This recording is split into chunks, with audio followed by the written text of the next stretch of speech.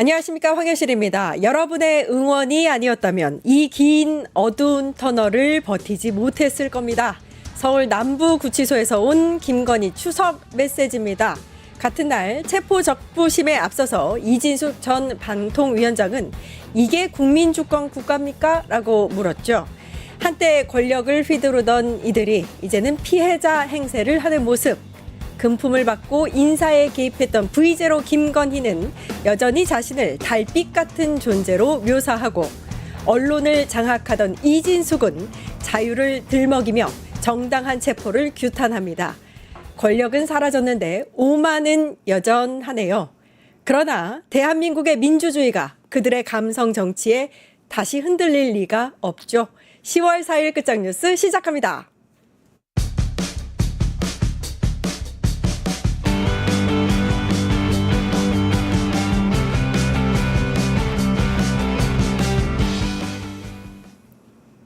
네, 깐깐한 정치 이강윤 정치평론가 나와 계십니다. 안녕하세요. 안녕하세요. 예, 구름다리님께서 생방 시작이구나. 휴일 잘 보내시겠죠? 라고 말씀해 주셨고, 엄브레드님 유토 반갑습니다. 코몽이 아빠 돌 아이들이죠. 아, 김건희, 이진숙 말씀하시는군요. 코몽이 아빠님이 안녕하세요. 연실 아씨님 라고 하셨습니다.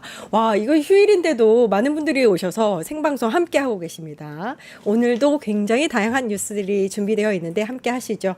여론조사부터 시작하겠습니다. 네. 예, SBS와 MBC가 추석을 앞두고 여론조사를 했는데 보통 이렇게 추석 연휴 앞두고 하잖아요. 그렇죠. 예, 일단 결과를 보니까 이재명 대통령의 국정 운영 지지도를 물었는데요. 다 잘 나왔습니다. SBS는 60%, MBC는 59% 비슷하게 나왔네요. 네. 어떻게 보셨어요?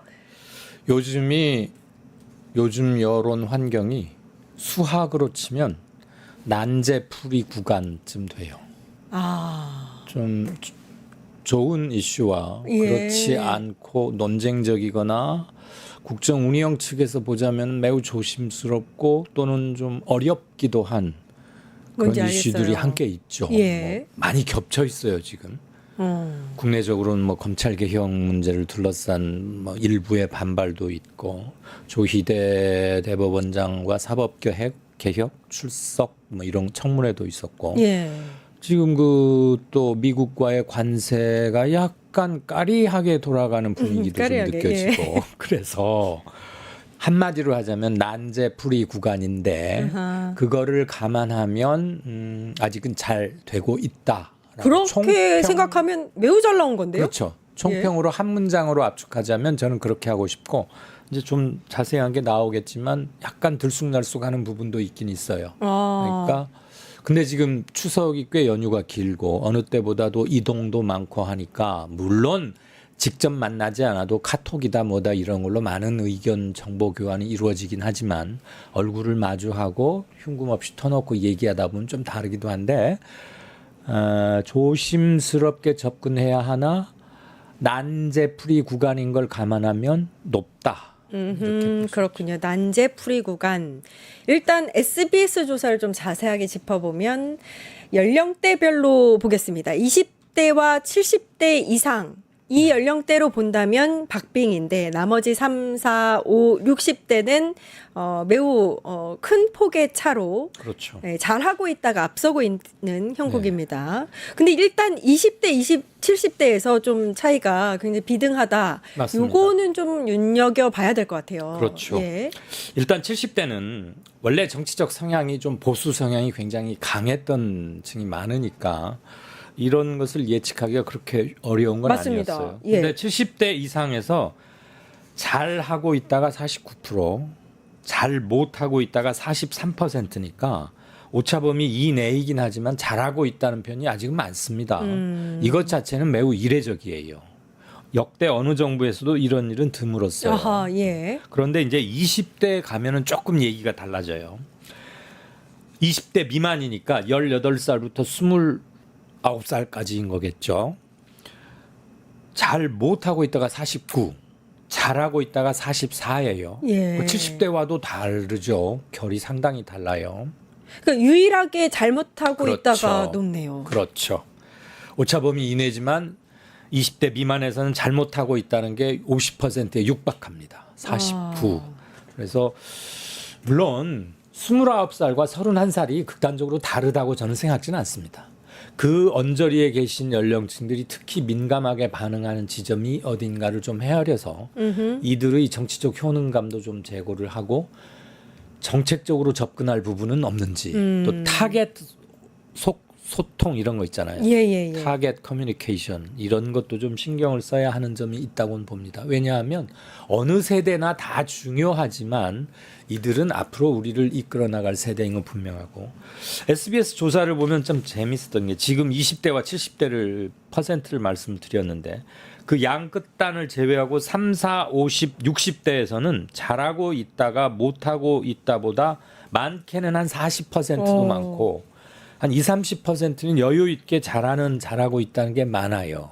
그런데 양쪽 어르신 쪽과 가장 주니어 쪽에서 이렇게 나온 것은 다 함께 좀 생각을 해봐야 되겠다. 그리고 여론조사 결과 가지고 일희 일비해서도 안 되는 것이고 왜 쟤들은 저래 이런 태도는 정말 나쁘다고 봅니다. 여론조사는 다른 사람은 어떻게 생각하고 있지 하는 다른 사람의 생각을 들여다보는 조그마한 창문이라고 생각해요. 예. 우리가 창문에 비친 풍경 가지고 막 그래서는 안 된다고 봐요. 그렇군요. 예.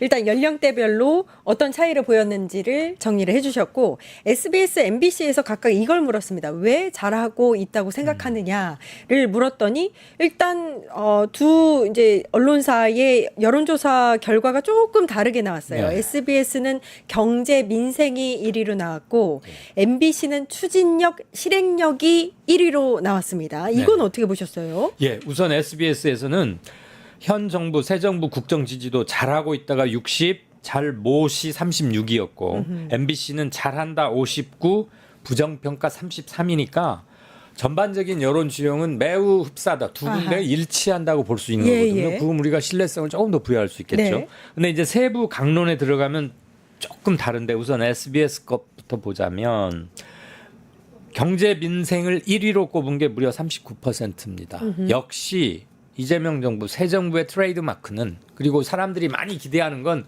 민생이에요. 예. 제발 좀 안정적으로 편하게 먹고 살게 해달라. 둘째, 계층 간의 격차가 너무 커지지 않게 해라. 고금리, 고물가에 코로나 때부터 우리가 지금 몇 년째 시달리고 있습니까? 이거 만성 질환이거든요. 여기에서 좀 벗어나는 단초를 마련해 달라. 그리고 그것 때문에 이재명 정부가 출범하게 된 득표 요인 저는 1위라고 봅니다. 앞으로도 그 이 점은 계속 갈 것 같아요. 왜냐하면 우리는 대외 경제 의존도가 굉장히 높잖아요. 예. 그래서 우리 경제는 한시도 편할 날이 없었어요. 뭐 삼고호왕이니 삼전이 뭐 어떤 세계 경제가 어떤 흐름으로 돌아가건 우리는 항상 어려웠거든요.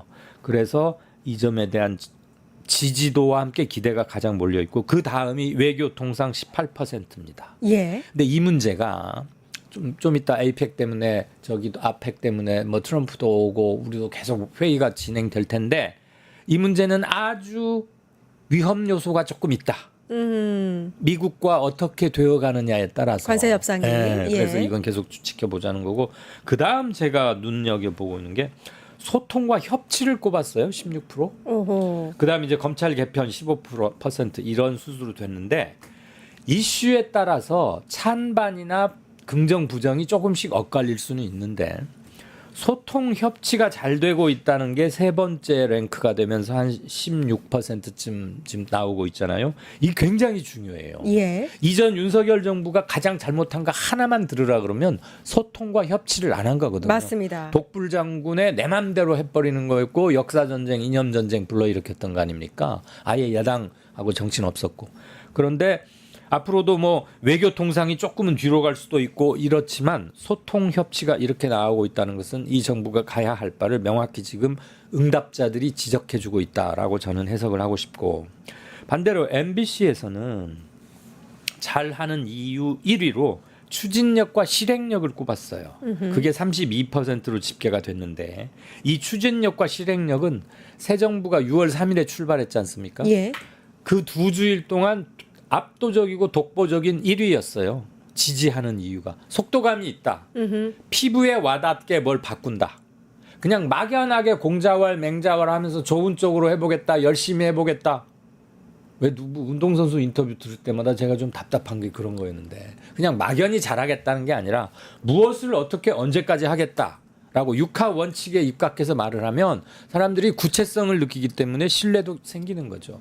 MBC에서는 그게 1위로 집계가 됐고, 그 다음에 못하고 있다는 의견도 당연히 있었잖아요. 아까 MBC가 못하고 있다는 게 33%였는데 예. 그중에 제일 먼저 꼽혀진 게 좀 독단적이고 일방적이다. 이건 그런가? 추진력, 실행력하고도 연결이 되네요. 그럴 수 있죠. 정치적 반대파의 입장에서 보면 예. 속도감 있게 콕콕 집어서 하면 그 거부 반응 느낀다는, 그러니까 이거는 정치적 반대자의 표명이 집약된 것이긴 하지만 이걸 예측하지 못하는 바는 아니었으나, 어떻게 보면 어떤 특정 사안을 두고 반대 유리에 올라온 게 아니고, 이를테면 검찰 개혁이라거나 사법 조희대 청문회 등등등, 그다음에 미국과의 관세 협상 결국 잘못한 거 아니야?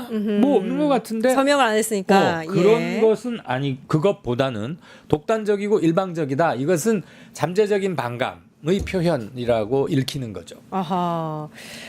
같은 MBC 이제 여론조사도 다시 살펴볼 텐데 조희대 관련해서도 여론조사를 했어요. 근데 청문회 불출석 관련한 거, 예. 대법원장 거취 관련한 것과 관련한 결과를 보니까 굉장히 유의미합니다. 청문회 출석 거부 관련해서는 동의하지 않는다. 그러니까 청문회 출석했어야 한다가 54%로 더 많이 나왔고요. 그래요. 대법원장 사퇴해야 한다가 47%로 사퇴할 필요 없다 39%보다 월등히 또 많이 나왔습니다. 그래요. 어떻게 보세요? 예, 참 묘한 숫자들이 나왔는데 예. 이건 곱씹을 대목이 있죠. 일단 두 건으로 해봅시다. 조희대 청문회, 조희대 대법원장 청문회가 갑작스럽게 열렸던 건 맞고, 예. 민주당 내에서도 정확한 시간 계산과 그 원내대표와 의원들과 당대표 이렇게 다 합의가 돼서 차근차근 이루어지지 않은 감은 분명히 있어요. 법사위에서 마치 전격적으로 확 진행된 감이 있고, 추미애 법사위원장이 이걸 턱 해서 그날 바로 결정이 나버리니까 정청래 당대표만 해도 좀 앞으로 이런 건 상의를 했으면 좋겠다, 이런 게 일보 반응이 나왔었잖아요. 그 뒤로 이제 모아져긴 했지만 두 가지로 나눠서 물었는데, 청문회 출석을 조희대 대법원장이 거부했어요. 나머지 사람들도 다 안 왔죠. 그래서 결국 청문회는 대상자 없이 말하자면 치러진 셈인데, 그렇습니다. 조희대 대법원장이 청문회 거부한 거에 대해서 동의한다, 이해한다, 그게 32였어요. 예. 그런데 조희대 대법원장 거취를 물었더니 사퇴할 필요 없다가 39예요. 자, 예. 여기서 7%포인트가 늘어나요. 그렇네요. 그렇죠. 예. 이 7%포인트 거의 비슷한 건입니다, 실은.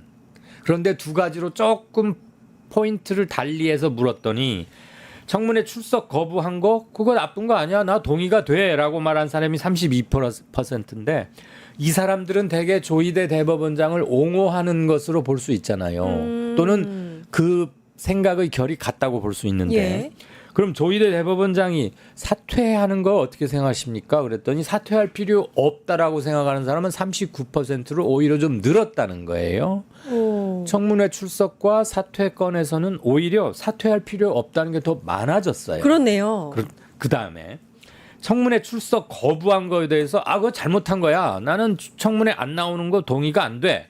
국회가 국민의 대표기관이고 거기서 청문회를 하기로 했으면 삼권 분립의 사법부의 수장이긴 하지만 그래도 국회가 한 거니까 와야 되는 거 아니야? 라고 생각하는 사람들은 무려 54%였어요. 반을 훌쩍 넘었어요. 그런데 조희대 대법원장 물러나는 거 어떻게 생각합니까? 그랬더니 사퇴해야 한다라고 생각하는 사람들, 즉 청문회 출석 거부하는 거 고깝지 않게 좀 안 좋다고 생각하는 사람들도 많이 줄었어요. 그러게요. 54에서 47%로 줄었어요. 이 말은 그 7% 차이네요. 예. 이 7%가 이쪽으로 그대로 왔다고 해석할 수는 없어요. 다만 공교롭게도 7%가 늘고 7%가 줄었는데 우연히 7이라는 게 겹치긴 했지만 이건 공교로운 우연이라고 보더라도, 왜냐하면 그 7%가 이리 온 거야 라고 누가 물증을 들이댈 근거는 없거든요. 그러니까 저도 그런 말씀을 드릴 좀 조심스러운데, 뭘 볼 수 있냐, 청문회 출석은 청문회는 나왔어야 되는 거 아니냐라고 생각하는 분이 많았다는 거. 즉 그것은 국회의 권위와 권력, 권한 이런 것에 좀 더 방점을 찍고 계신 분들이 많다. 이렇게 의역할 수 있고 그렇지만 인사 문제, 진퇴 문제, 조희대 대법원장 여러분 문제가 있는데 사퇴하는 게 좋겠어까지는 아직은 민심이 거기까지 확 달아오르지는 않고 있다라는 것과 이 문제는 조금 호흡을 골라가면서 보고 계신다.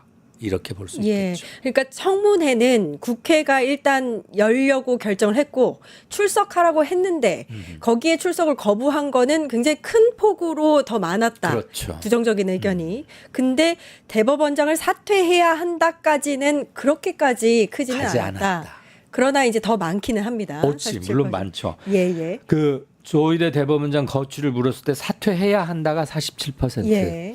사퇴할 필요까지는 없다는 39%로 이게 뭐야? 8%입니다. 8% 예. 포인트 차이니까 제법 크긴 큰데 반을 넘지는 않고 있다는 것과 이 문제는 조금 숨고르기를 하고 있다 이렇게 보여지는 거예요. 그렇군요. 이게 이제 연결이 될 것 같은데 검찰청 해체 지지 관련해서 말입니다. 네. 이게 지지한다가 48, 지지하지 않는다가 46.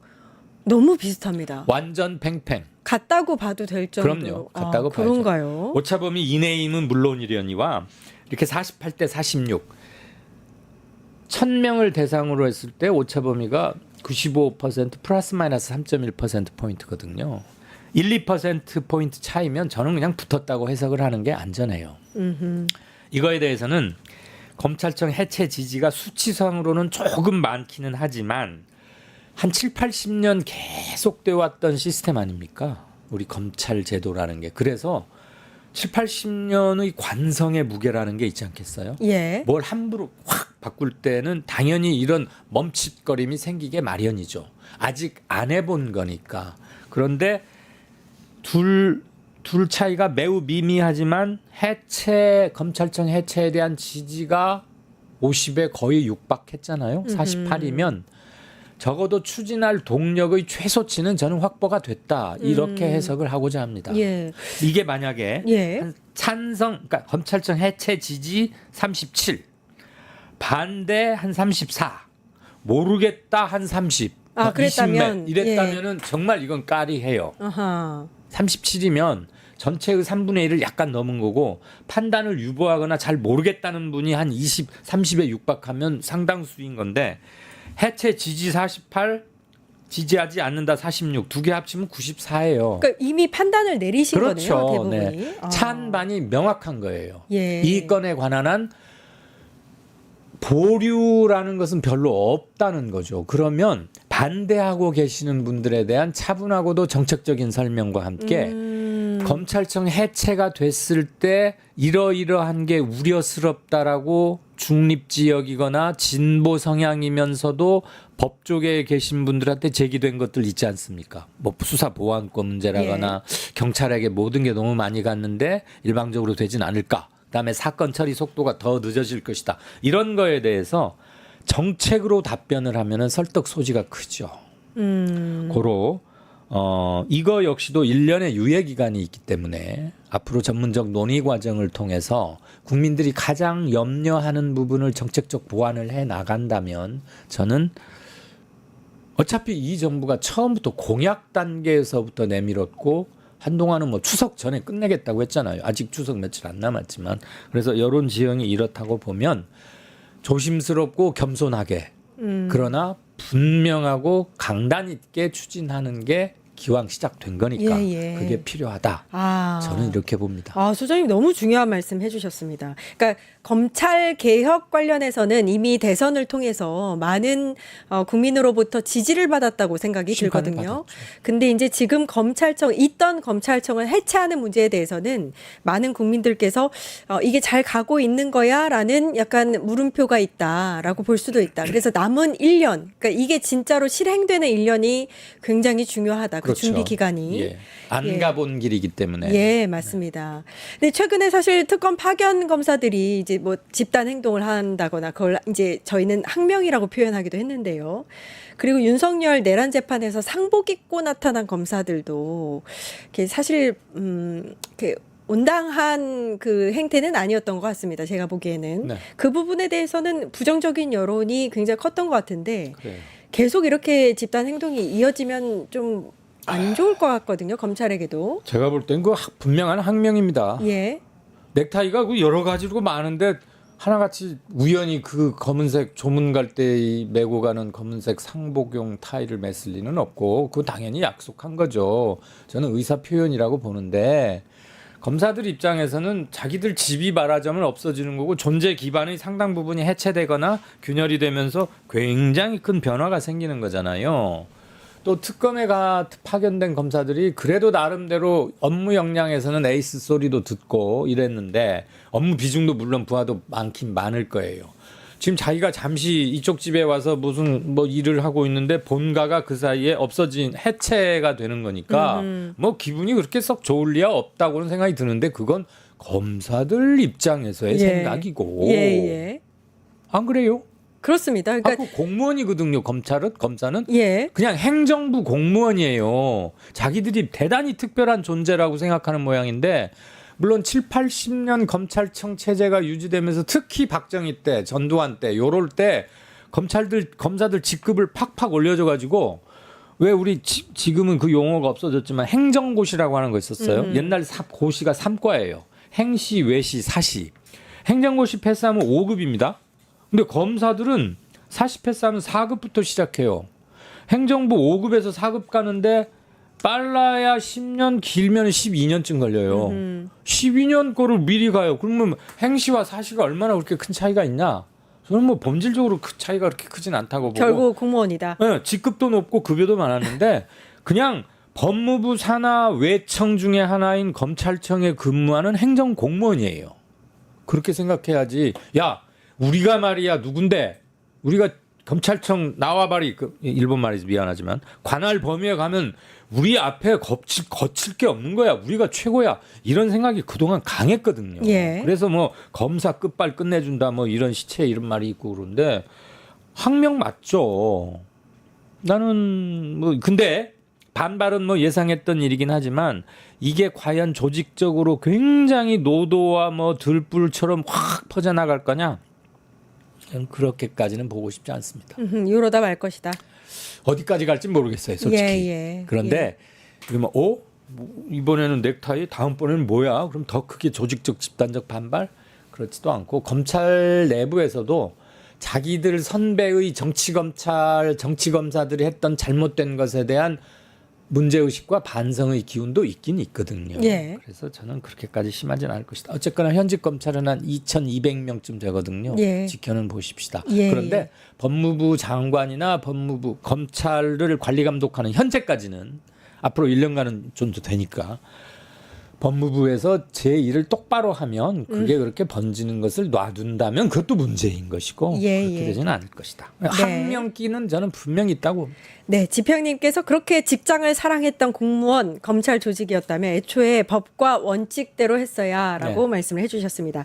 그 지방선거 관련한 여론조사도 있었는데 요게 좀 볼만합니다. 일단 여당 후보를 지지해야 한다는 결과가 50%, 야당 후보 지지해야가 41%가 나왔어요. 이게 예. 지역별로 좀 살펴보면 서울이 55, 인천, 경기 47로 더 많이 나왔는데 부울경은 이제 야당 쪽이 50%로 더 많이 나왔습니다.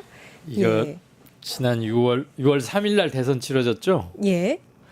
그때하고 너무나 비슷한 숫자가 나온 거 아니에요? 근데 이게 이제 대통령의 지지율하고는 조금 차이를 보이네요. 그럴 수밖에 없죠. 아하. 지자체 선거라는 것은 권역별로 이렇게 전국 도 이렇게 치러지니까. 근데 이제 전국적 견해를 물어봤더니 여당 후보 지지해야 한다. 이거 기본적으로 지방선거는 대선의 결과의 연장선일 때가 항상 많아요. 그리고 그렇게 같이 가는 것이고 그게 또 국정의 통합적이고 효율적 운영이라는 점에서도 맞다고 생각하는 국민들이 많다는 건데 지난 6.3 대선 때 민주당의 이재명 후보 득표율이 49.4인가 5인가 뭐 이렇게 나왔잖아요. 이번에 여당 후보 지지한다는 게 50이에요. 그다음에 비슷하네요. 김문수 후보 득표율이 41쯤 됐어요. 지난 6.3 대선 예. 때. 근데 지금 야당 후보 지지해야 한다 41이에요. 네. 그러니까 지난 대선 1, 2위 후보 간의 득표율과 거의 판박이 같은 이제 전망치인데 이렇게 나왔다는 거고 저는 큰 흐름에서는 쭉 맞게 가고 그냥 예측 가능하게 가고 있다라는 거고 한 가지 눈에 띄는 거는 부울경 TK보다 훨씬 민주당 또는 현 여당에 대한 지지 성향이 좀 높을 수 있는 그쪽에서도 현재 시점으로는 여당 후보, 민주당 후보 지지하겠다가 43, 야당 후보, 국힘이 되겠죠. 근데 저는 국힘이 쪼개질 거기 때문에 선거 앞두고 예. 이 숫자가 어떻게 유지될지는 솔직히 모르겠어요. 현재 기준으로 여야 이렇게만 물어본 거니까. 근데 국힘은 현재 돌아가는 걸로 봐서는 윤 어게인을 집착하는 전환길파가 있고 야 그거 가지고는 안 돼. 우리 잘못했다고 하고 좀 새로운 보수로 나자고 하는 쪽에서 아마 분화될 가능성이 높다고 보지만 현재 시점으로는 국힘 야당 후보 쪽이 된다가 50으로 좀 많아요. 수도권과 서울에서는 뭐 비교적 큰 차이로 재밌는 게 서울이 민주당 후보 지지한다가 55, 국힘 야당 후보 지지하겠다가 38인데 국힘의 분화와 함께 오세훈 서울시장이 지금 뭐 시장만 몇 번째 하고 있는 거 아니에요? 예. 또 나올지 후보가 될지 어떨지는 모르겠는데 한번 지켜보십시다. 현재로는 55대 38로 나왔는데 민주당에서는 좀 더 승세를 확실히 굳힐 수 있는 참신한 뉴페이스를 찾고 있다는 얘기도 들리고 있죠. 아, 그렇군요. 예, 예. 지방선거 전망까지 여론조사 살펴봤습니다. SBS 여론조사는 일단 1일부터 2일까지 이틀 동안 전국 유권자 1000명을 대상으로 조사를 했고요. MBC는 코리아 리서치가 지난 1일부터 2일 사이에 18세 이상 성인 남녀 1000명을 대상으로 조사한 여론조사 결과입니다. 자세한 상황은 중앙선거 여론조사 심의위원회 홈페이지 참조하시면 되겠습니다. 트럼프 얘기도 잠깐 해보겠습니다. 에이펙에 지금 불참할 수도 있다는 얘기가 나오는 이유가 29일에만 방한하는 거 아니냐, 29, 30 방한한다, 뭐 이런 얘기 지금 나오고 있어요. 그러니까 일단은 1일이든 2일이든 굉장히 짧게 한국 찍고 다른 데로 가겠다 이 얘기거든요. 어떻게 보고 계세요? 에이펙 정상회의는 원래 10월 31일하고 11월 1일 이틀간 돼 있거든요. 근데 미스터 트럼프가 29일에 와서 빠르면 뭐 30일쯤 간다 그래요. 그럼 에이펙 정상회의가 그래도 가장 핵심적인 거라고 할 수 있는데 거기에는 아예 안 하고 거기는 뭐 미 국무부 장관을 대참게 한다는 거고 1박 2일 아주 그냥 팍 왔다 가는데 시진핑 주석과의 만남 이게 본인한테는 훨씬 중요하다고 생각했겠죠. 예. 에이펙 정상회담 한 20명 가까이 이렇게 모여서 하잖아요. 집단회의고 단독 정상회담도 별로 없는 것이고 이게 훨씬 하이라이트이고 사실 그게 맞긴 합니다. 그런데 나머지 정상이나 에이펙 회의체에 대한 예의는 아니죠, 솔직히. 하루라도 얼굴을 정상회의가 이틀간 하게 되어 있는데 첫날이라도 얼굴을 내미는 게 저는 당연한 도리이자 상식이라고 보는데 원래 이 사람은 뭐 다 뭐든 지 맘대로 하고 하니까 예. 즉흥적이잖아요. 어쨌거나 지금 이렇다는 거고 중요한 거는 샘 올트먼이라고 왜 그 챗 GPT 만든 AI 그다음에 젠슨 황 엔비디아 만든 사람 이런 사람들하고 그다음에 마스가라고 왜 우리 조선 잘해보자고 막 모자에다가 MAGA에다가 S자 넣은 것도 하나 하고 그랬잖아요. 우리 한국 비즈니스맨들하고도 회의를 한다고 해요. 그러니까 다 목표가 빤해요. 시진핑하고 몇 마디는 해야겠고 그다음에 미국이 당면하고 있는 경제 이슈들 좀 챙기겠다. 딱 그것만 참석하게 돼. 한 20명 모여 있는 막 한 사진 찍을 때 보면 이렇게 와잖아요. 예. 아, 나가 안 해. 그러고 가는 겁니다. 그렇군요. 여러 가지로 이 뭐라고 해야 돼 이거 문제 인물이야. 아니 에이펙 정상회의가 31일, 11월 1일 이렇게 있는데 요거는 불참하고 그러니까 이게 주요 기업인들하고 비즈니스 서밋만 참석을 하겠다. 시진핑만 만나겠다. 뭐 이런 얘기라고 보시면 29일 날 와서 하룻밤 자고 30날 간다니까. 메인 이벤트는 31일부터 시작하는데 I don't care다 이거지. 근데 우리 대한민국 입장에서는 일단 관세 협상 관련해서 에이펙 참석하는 트럼프 요 시기에 뭔가 좀 계기, 돌파구가 마련되지 않겠느냐 사실 기대감이 있었는데 중요하죠. 예, 근데 이렇게 찍고 가버리면 그럴 기회가 없겠네요. 할 얘기가 많잖아요. 솔직히 그 한미 관세 협상에서 지금 뭐 어제 말씀드렸는데 양측이 완전히 극단적으로 다른 해석을 하는 거 하나 있고 조지아주 우리 노동자들 저 한국 인력 구금 문제 이런 것도 있고 주한 미군 방위 문제 많은데 지금 미스터 트럼프가 1박 2일로 초치기로 아시아 10월 26, 27일은 말레이시아에 가요. 그 아세안 정상회의라는 예. 거예요. 거기도 그냥 딱 얼굴 내밀고 와. 그다음에 바로 일본으로 가요. 그래서 미일 정상회담을 하는데 여기도 1박 2일 그냥 초치기야. 그다음에 당일로 일본에서 한국 와가지고 몇 시간 있다가 29일에 떠나요. 참 바빠. 예. 자기 중심대로 바빠. 예, 바쁘게 돌아가고 있습니다. 자기 하고 싶은 소리만 하고 다니겠다는 걸로 저한테는 보여요. 그렇군요. 그 시진핑 같은 경우에는 서울 신라 호텔을 방문하는 걸로 여기서 머무는 걸로 사실 알려져 있어서 원래 이제 뭐 예식장을 한다든지 예약을 했던 분들이 다 취소되는 사태가 있었는데 요거를 또 취소했대요. 통대관에다가. 이것도 참 웃기는 게 뭐 통 크다고 뭐 호텔 전체로 빌린다. 그 뭐 중국 자유이긴 하지만 예. 결혼식이지 뭐다 이런 것은 몇 달 전부터 예약하고 막 그러잖아요. 그러니까요. 그런데 중국이 에이펙 놔두고 시진핑 그래서 시진핑이 저기를 숙소로 하는 모양이구나. 에이펙 기간 중에 적어도 시진핑이 머물고 중국 대표단들을 헤드쿼터로 쓸 모양이다. 근데 이번 에이펙은 경주에서 열리잖아요. 예. 처음에는 신라 호텔을 통대관한다고 해서 결혼식을 다 취소했다가 통대관 자체를 취소하고 경주로 옮긴다는 거 아니에요? 처음에 신라 호텔 했을 때 트럼프하고 저기서 만나겠구나. 그렇겠구나. 그런 얘기도 예, 맞습니다. 나왔었는데 지금 뭐 확 변합니다. 그래서 또 신라 호텔에서는 부랴부랴 아닙니다. 결혼식 다시 합니다. 이런다는데 그 혼주나 예약했던 사람들은 얼마나 황당하겠어요. 예. 그래서 사실 시진핑 주석이 방한하지 않는 게 아니냐라는 얘기도 나왔지만 또 외교부에서는 신라 호텔이 아니라 경주 인근의 숙소에 네. 머물 것으로 보인다 이렇게 얘기를 했습니다. 뭐 일각에서는 중국 대사관 얘기도 나왔는데 아마도 경주 인근으로 정해지는 것 같고 예. 외국 원수가 어디서 자느냐는 역시 경호 사항이기 때문에 지금 저기 하기는 좀 그런 건 있죠. 예, 그렇군요.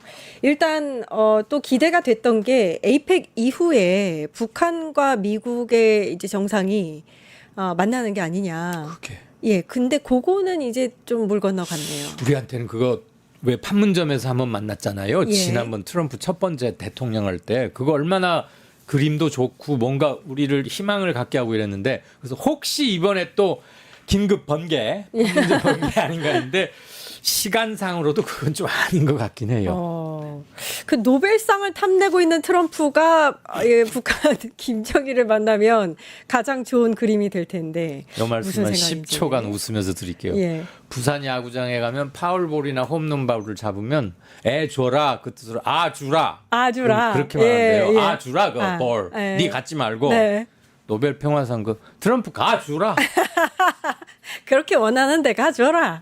예, 알겠습니다. 한반도 평화를 확고히 한다는 전제하에 아하, 예. 그막 가주라.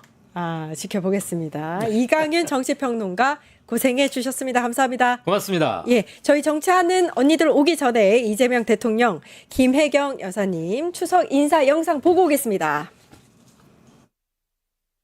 존경하는 국민 여러분, 그리고 사랑하는 해외 동포 여러분, 민족의 대명절 추석입니다. 가족, 친지, 이웃들과 함께 정겨운 시간 보내고 계십니까? 무더운 여름이 가고 어느덧 추석 명절이 성큼 다가왔습니다. 한 해의 풍요를 기원하며 내일의 희망을 꿈꿔야 할 한가위지만 즐거움만 나누기에는 민생의 어려움이 여전히 큽니다. 국민의 삶을 책임져야 할 대통령으로서 한없이 무거운 책임감을 느낍니다. 고단한 삶에 힘겨우신 우리 국민 여러분의 부담을 덜어내고 모두의 살림살이가 더 풍족해질 수 있도록 국정에 최선을 다하겠습니다. 우리 산업과 나라가 다시 성장하고 힘차게 도약할 수 있도록 모든 노력을 아끼지 않겠습니다. 더 나은 내일을 향한 우리 국민들의 단결된 의지와 열망이 있기 때문에 어떤 어려움도 반드시 이겨낼 수 있으리라 확신합니다.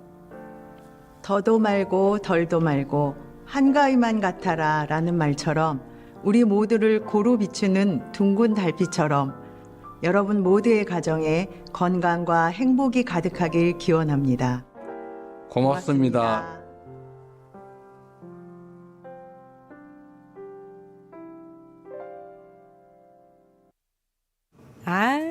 너무 보기 좋습니다. 맞습니다. 아니 김혜경 여사님은 한복이 제일 잘 너무 잘 어울리세요. 되게 같아요. 단아하고 품격 네. 있어 보이는 딱 그 모습이잖아요. 그러니까. 너무 보기가 좋고 그러니까 저걸 보면서 생각을 하면 안 되지만 작년에 윤석열이 추석 그 에이. 메시지 보낸 그게 생각이 나더라고요. 그때 약간 이상한 뮤지컬 같은 거 했던 거 맞아요, 아시죠? 맞아요. 뭐 사랑만이 필요한 거죠. 막 이러면서 어떤 아기가 막 공 차면 왜한 거야? 진짜. 그러니까 막 그러면서 3개월 뒤에 개엄했잖아요. 네. 세상에. 아, 그러니까요.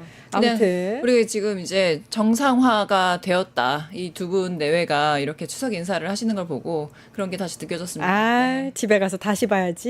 너무 좋았습니다. 네. 소개를 안 해드렸는데, 이지혜 전 더불어민주당 상근 부대변인님, 이지은 민주당 마포갑 지역위원장님이십니다. 안녕하세요. 안녕하세요. 이지자매라고. 맞네요. 이지자매. 이지혜, 네, 이지혜, 은. 이지은. 좋은 네. 이름들입니다. 네네. 아니, 이렇게 저희 대통령 내외분의 추석 인사 영상을 봤는데, 김건희가 또 서울구치소에서 그러니까요. 굳이 안물 추석 안궁인데. 인사를. 안물 안궁인데. 안물 진짜. 안궁인데 유정화 변호사의 SNS 통해서 전해져 왔습니다. 어떻게 보셨어요? 아니 그러니까 여기 내용 중에서 여러분의 편지와 응원이 아니었다면 이 긴 어두운 터널을 버티지 못했을 겁니다. 어두운 터널 무슨 순교자 납셨네? 약간 이런 느낌이 드는 거예요. 예. 그러니까 뭐 본인은 지지자를 결집할 목적으로 했는지는 모르겠지만 이제 더 이상 지지자들이 없잖아요.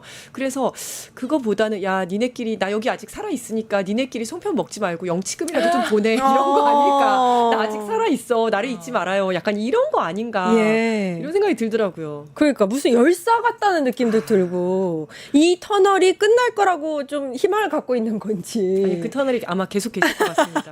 긴 터널이 긴 될 것이다. 터널에, 네. 예. 아니 근데 이제 그 두 가지 사진이 지금 나오고 있는데 그 왼쪽에 있는 사진을 좀 찾아보니까 그 작년 23년 1월에 아랍에미리트 순방 갔을 때 그 사진이더라고요. 저 뭐야 저? 그때도 우리가 다시 기억을 되돌아보면 외교 참사, 외교 결례 이런 논란이 엄청 많았을 때입니다. 어허. 그래서 그걸 좀 소개해 보자면 그때 그 윤석열이 아랍에미리트에 파병된 아크 부대 장병들을 만난 자리에서 UAE의 적은 이란이다. 맞아요. 이렇게 그 얘기 했었던.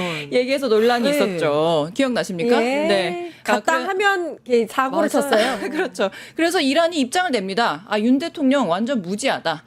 이러면서 그때 한참 트럼프 일기에 이란의 핵무기를 제재하면서 우리나라에도 이란에 보내야 되는 그런 석유 뭐 한 70조 가까이 70달러? 70억 달러. 그러니까 우리나라 돈으로 8, 9억 정도가 묶여져 있는데 이거 적적하게 합법한 정치를 취하지 않으면 뭐 어떻게 가만히 있지 않겠다. 이런 메시지를 내고 정말 외교적으로 큰 문제가 있었던 그런 발언을 나가서 했었던 그런 때입니다. 그리고 또 어떤 논란이 있었냐면 그 윤석열 김건희가 순방에 가면 뭐 국기에 대한 경례 이런 것도 잘 하지 못해서 항상 맞아요. 논란이 있었는데 이때는 완전 결정체라고 보였을 때였는데요. 당시에는 김건희가 우리 애국가가 있는데도 가만히 있다가 갑자기 손을 올리는 그런 장면이 있었고 그 아랍에미리트 국가가 나올 때 그 대통령은 가만히 있는데 윤석열은 굳이 맞아요. 손을 올리는 네. 그런 일이 있었던 그때였습니다. 아하. 근데 그 사진을 지금 올리면서 긴 터널이 어쩌고 뭐 여러분의 응원이다. 네. 와 진짜 이 사람들은 무슨 생각으로 그동안 있었는지 지금도 무슨 생각인지 정말 알 수가 없습니다. 정말 그 윤석열이 집권했었던 3년이 정말 긴 터널이었죠. 앞에 보이지 않았던 긴 터널이었죠. 아, 그렇죠. 네. 아니, 저는 요거 보면서 느꼈던 게, 이 두 개 사진은 김건희가 골라준 건가? 라는 생각이 들더라고요. 김건희가 잘 나온 사진으로. 본인 얼굴 작게 나온 사진으로 그렇죠. 고른 건가? 네. 이런 생각이 들더라고요. 네, 네. 예. 이진수 얘기로 넘어가겠습니다. 일단 체포 적부심 오늘 받는다고 이제 들어가는 모습 저희가 봤는데요. 들어가면서도 일단 본인은 굉장히 뭐 이제 그 거의 이 사람도 자기 독립군처럼 투사 같은 그런 그렇죠. 얘기를 하면서 들어갔어요.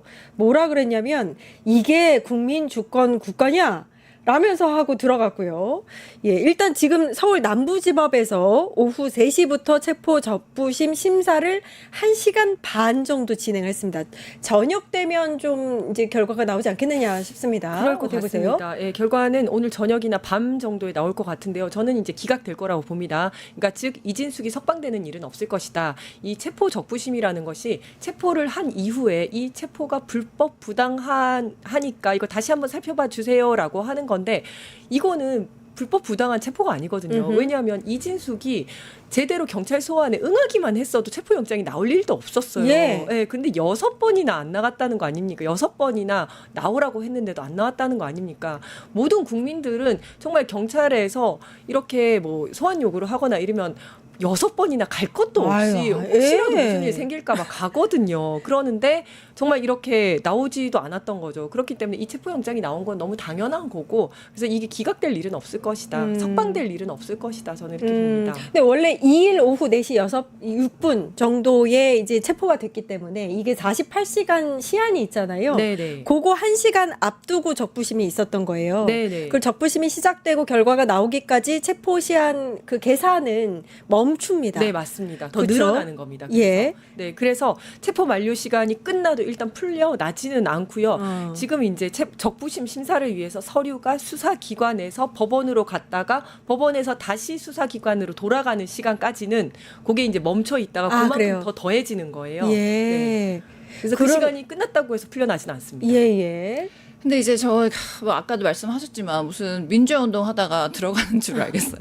너무 장엄하고 비장한 말투로 막 네. 얘기를 하잖아요. 네. 근데 저는 이제 이 이진숙보다도 내란 숙의 윤석열 그 내란에 동조하는 그자들이 또 한 번 좀 지적을 하지 않을 수가 없는데 이게 본인이 잘못을 했으면서도 그러니까 내란을 저지른 어떤 중대 범죄를 저질렀으면서도 자꾸 뭐 아무 잘못이 없는 것처럼 정치 탄압을 받는 것처럼 뭐 법을 우롱하는 것도 모자라서 막 사사건건 공수처가 뭐 수사건이 없다는 둥 서부지법에서 뭐 재판을 뭐 영장 발부 인정 못 하겠다는 둥 뭐 이러다가 뭐 체포적부심, 구속적부심 뭐 이런 것들을 다 활용해가면서 이런 것들을 지연시켜 왔는데 이 집 이진숙도 본인이 6차례나 뭐 출석을 요구했는데 그걸 불응해서 지금 이런 사태가 벌어진 것인데 마치 본인이 무슨 정치적 탄압을 받고 민주화 운동하다가 잡혀 들어가는 사람처럼 이런 식의 태도를 보이는 것 자체가 지금 상당히 많은 부분들이 국민들이 분노에 또 그만치 않을 그러니까 이진숙에게 공감한 사람이 몇이나 되겠습니까? 예. 근데 저희가 계속해서 자료를 보여드리고 있는데 경찰과 이진숙 측의 주장이 조금 달라요. 네.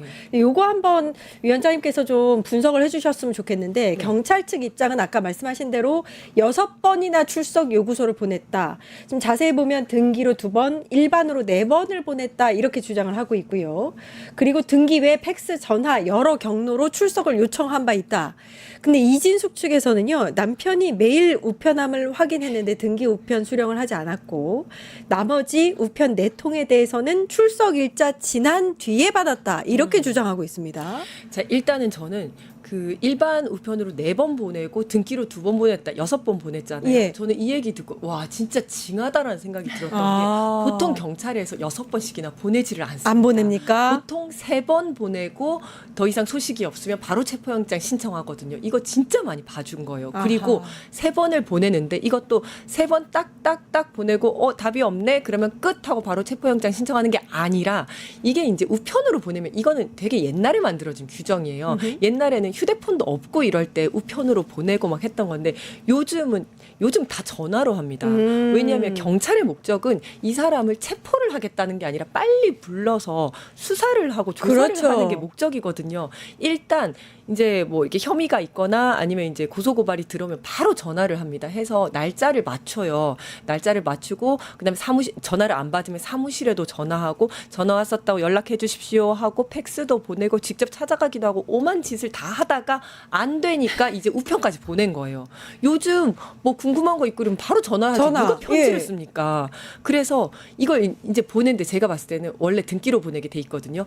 등기로 보냈는데 우편함 받는데 거기에 없더라 얘기를 했잖아요. 등기는 우편함에 넣지 않습니다. 그렇죠. 사람에게 직접 전달을 합니다. 역시 네, 근데 이제 뭐 우편물 왔습니다. 뭐 무슨 법원에서 온 아니면 뭐 경찰서에서 온 이거 등기 우편 왔습니다. 근데 안 받은 거야. 내가 볼 때는. 아하. 안 받으면 그 문 앞에다 붙여놓거든요. 네, 맞아요. 붙여가지고 언제까지 우체국 와서 뭐 받아가세요. 내일 2차로 또 옵니다. 뭐 이런 거 하는데 그거 하나도 안 안 한 받은 거야. 거예요. 하나도 안 받았고 그러다 보니까 이제 반송이 됐겠죠. 반송이 되니까 경찰 입장에서는 그러면 일반 우편이라도 보내자. 이래서 제 생각에는 4번을 또 일반 우편까지 다 보낸 것 같아요. 이것도 4개 한꺼번에 보내면 안 되고 한 시간을 뭐 한 3, 4일 정도 텀을 두고 이제 보내야 되거든요. 아. 그러니까 제일 처음 전화했을 때부터 지금까지 제가 볼 때는 한 달 정도 걸렸을 거예요. 아. 이 선거법 위반 사건은 공소시효가 6개월밖에 안 되기 때문에 경찰에서 빨리 해가지고 검찰로 넘겨야 되거든요. 그러니까 얼마 시간도 없는데 계속 이렇게 안 받고 이러니까 어쩔 수 없이 체포영장 신청한 거예요. 제가 그럼 볼 때는. 제대로 된 체포영장 청구 맞네. 정말 저는 사정을 많이 봐준 거라고 생각해요. 아, 이거는. 오히려 많이 받은 네. 거다. 말씀을 듣고 보니까 너무 불합리하네요. 그렇죠. 예. 보통 일반 시민 같았으면 3번 정도 하고 바로 체포영장을 신청을 합니다. 아, 근데 이럴 수가. 부담스러웠을 거예요. 그리고 장관급이니까. 장관급이고 그다음에 이제 언론에도 나오고 이러니까 특별히 도주 우려는 없어 보이고 이러니까 굉장히 부담스러워서 어떻게든 소환하게 하려고 했는데 이렇게 빠져나가고 저렇게 빠져나가고 하면서 지금 안 온 거예요. 본인은 자기가 필리버스터 기관장으로서 필리버스터에 가서 국회에 앉아 있느라고 내가 뭐 못 갔다라고 얘기를 하는데 일반 국민들은요. 이렇게 경찰에서 오라 그러면 회사를 휴가를 맞아요. 내고 가요. 그렇죠. 그다음에 다 이제 제가 그것 때문에 안 될 것 같으니까 저녁에 갈게요. 그다음에 뭐 주말에 갈게요. 이거 다 받아줍니다. 분명히 그것까지 다 조율을 하려고 했을 건데 이리 빠지고 저리 빠지고 해서 안 간 걸로 보이고요. 제가 봤을 때는 일부러 추석 전에 정말 이 수갑 차고 이렇게 막 번쩍 들면서 이게 이재명이 시킨 거야 개딸이 시킨 거야 했잖아요. 저 이거 쇼츠 찍으려고 했을 거라고 봅니다. 아, 이준석이 오히려 일부러 체포당하려고. 노렸다. 일부러 노렸다. 그리고 제가 봤을 때는 그 경찰에서 가려줬거든요. 그러니까 인권 예. 침해 요소가 있으니까 수갑을 가려줬는데 그걸 자기가 안 일부러 가린 거 안 사진을. 가리기를 원했을 것이다. 아니, 사진 유출했어요. 안 그렇죠. 가린 거 찍어서. 네, 안 가린 거를 원했을 것이다. 이거 봐라. 내가 이런 정치 탄압을 받고 있는데 이런 내가 내년에 대구시장 공천 받아야 되지 않겠냐. 아. 저는 이 의도라고 봅니다. 아이, 근데 일각에서는 이 체포 시점을 두고 오히려 뭐 이진숙 띄워주기다 해서 약간 비판적으로 경찰을 이야기하는 게 많았거든요. 아니네. 위원장님 말씀 들어보니까. 아니 진짜 제가 봤을 때 진짜 봐준 거예요. 어. 6번을 우편으로 보냈다?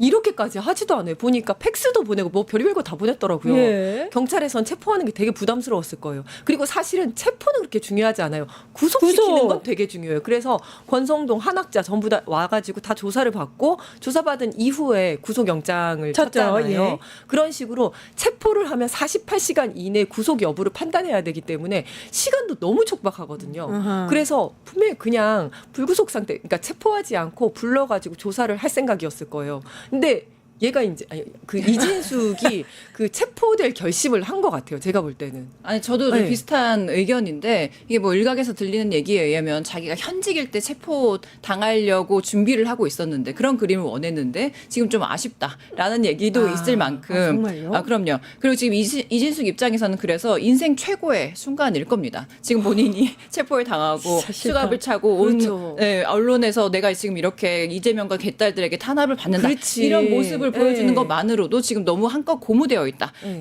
그런 얘기가 들고 사실 이게 진짜 사실 이 사람이야말로 진짜 아무것도 아닌 사람인데 자꾸 막 국무회의 나와가지고 이상한 얘기하고 네. 대통령한테 대들고 국회 나와가지고 굉장히 뭐랄까 뭐 자기가 정치적으로 어떻게 보일지에만 신경을 쓰면서 국회의원들 질의에 비아냥거리고 이런 모습들을 우리가 다 봤잖아요. 그러니까 이 사람이 그 자리에 앉아서 해야 될 일들을 안 하고 자질이 없다라는 것들을 우리가 다 보고 있었는데 근데 무슨 본인이 엄청난 존재라서 탄압을 받는 것처럼 그런 이미지를 지금 구축하고 있는 게 본인의 입장이다라고 예.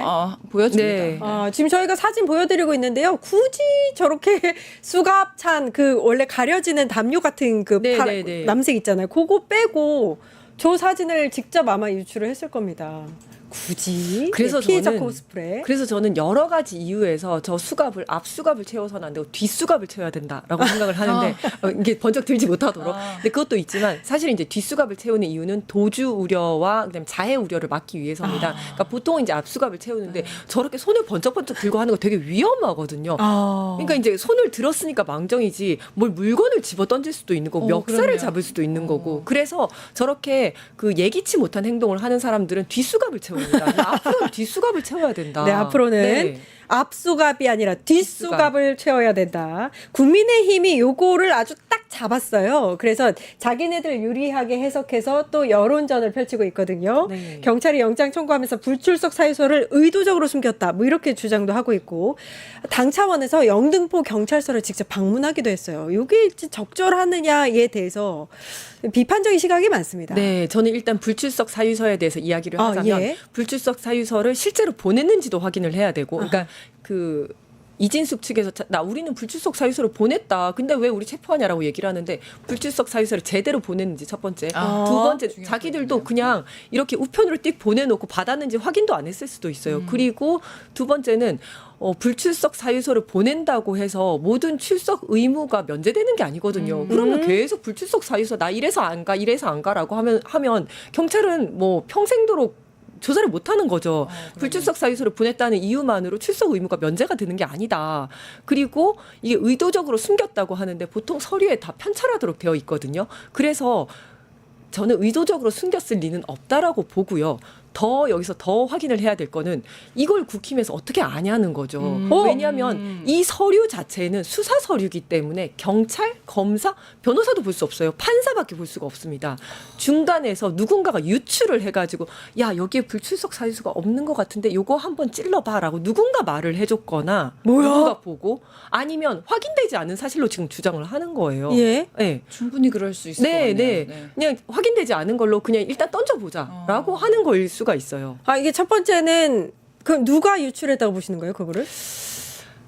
저는 이제 검사를 잘 못 믿긴 합니다. 예. 누구라고 말을 할 수는 없지만 이거는 변호사 측에서 알 수 없는 서류거든요. 아. 사건 서류예요. 사건 서류이기 때문에 기소가 중간 되면 단계에서 누군가가 유출했을 가능성도 있다. 네.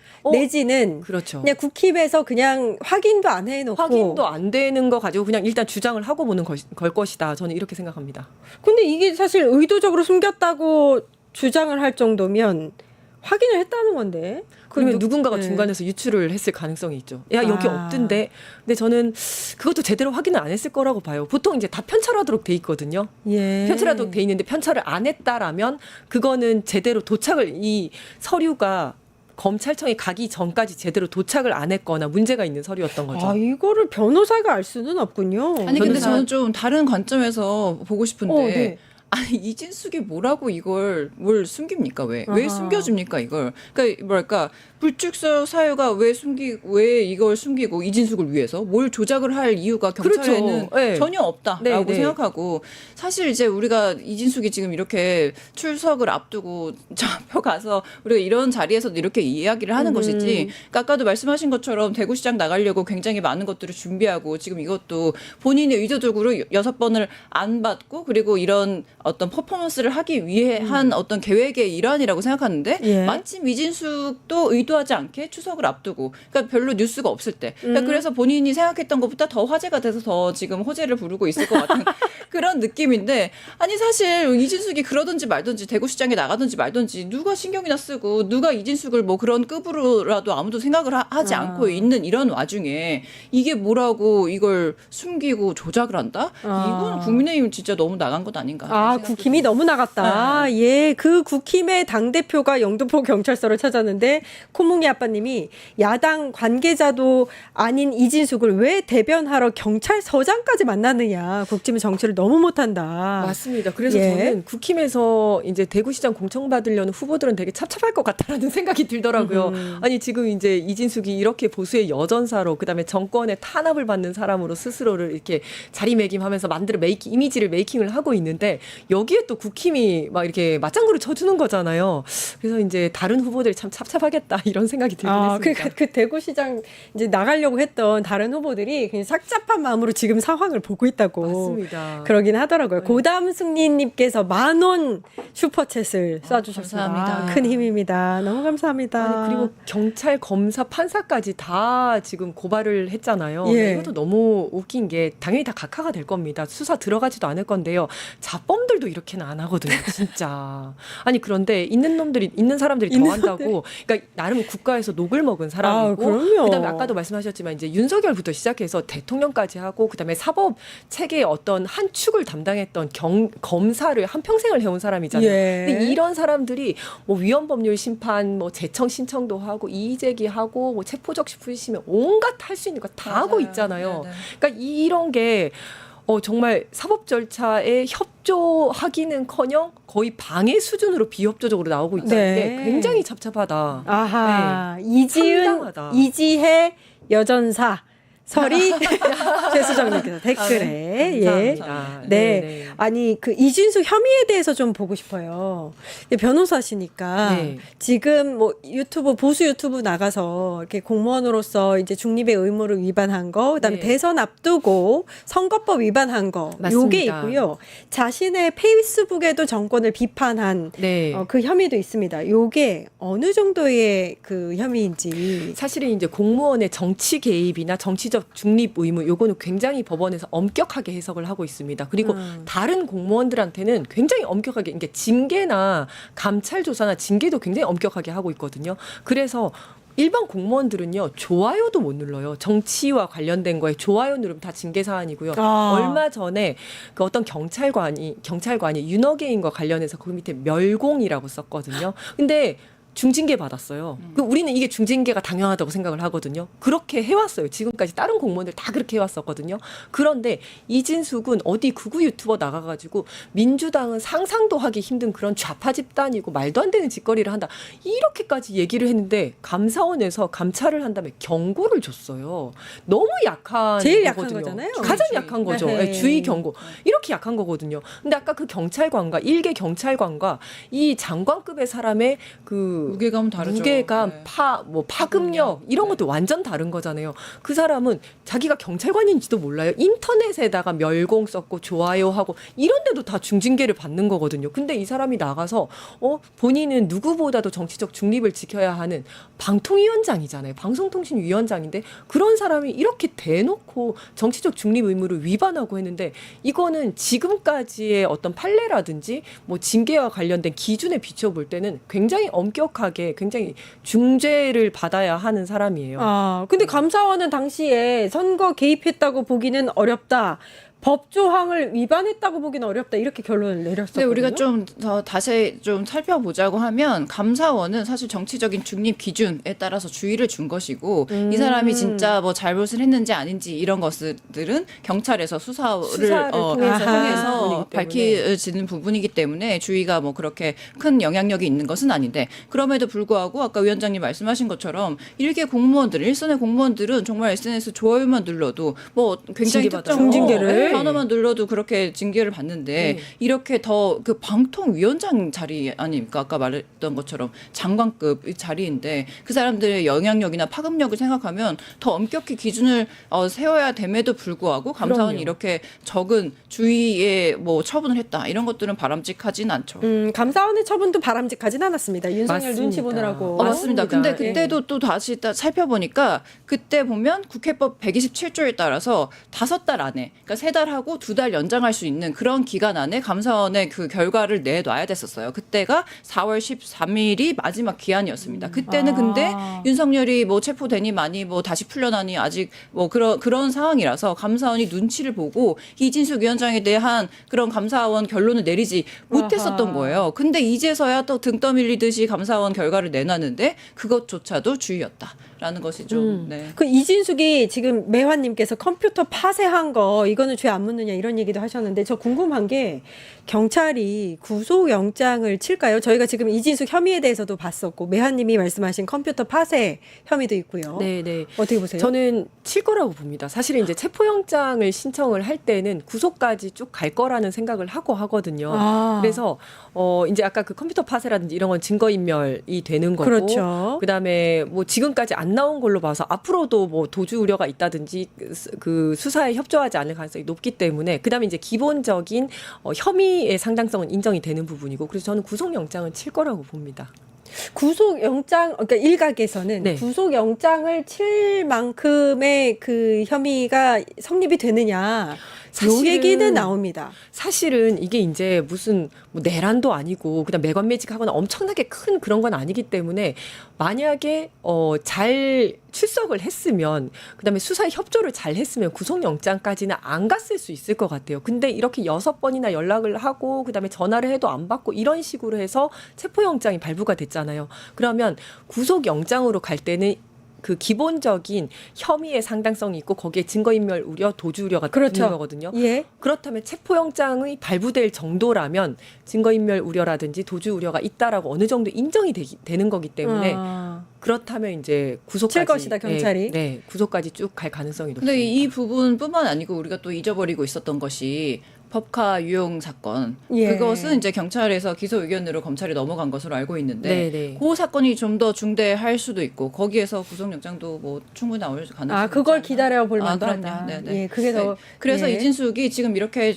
저렇게 뭐 무슨 보수 여전사 코스프레를 하면서 본인이 정치적 탄압을 받는 것처럼 그렇게 얘기하지만 전 사실 이 구석에서 우려하는 것은 뭐냐면 지금 이 건으로 자기가 보수 여전사 그러니까 불법 탄압을 받고 있다라는 이미지를 더 씌워서 실제로 자기가 죄를 지은 그 부분에 대해서도 그냥 빠져나가게 될까봐, 그냥 그저 빠져나가게 되는 여론몰이를 막 계속 하는 것일까봐, 그런 걸로 비춰질까봐, 뭐 그런 게 좀 계속 우려가 그렇게 되긴 하고 합니다. 있죠. 네네네. 물타기 하고 네네. 있습니다. 예. 그러니까 사실은 이제 법카도 구속이 안 됐잖아요. 안 됐어요. 그러니까 그 정도로 사실은 이거는 제대로 수사에 협조하기만 하면 구속이 될 사안까지는 아니라고 보이거든요. 근데 본인이 자초했다고 보여요. 진짜.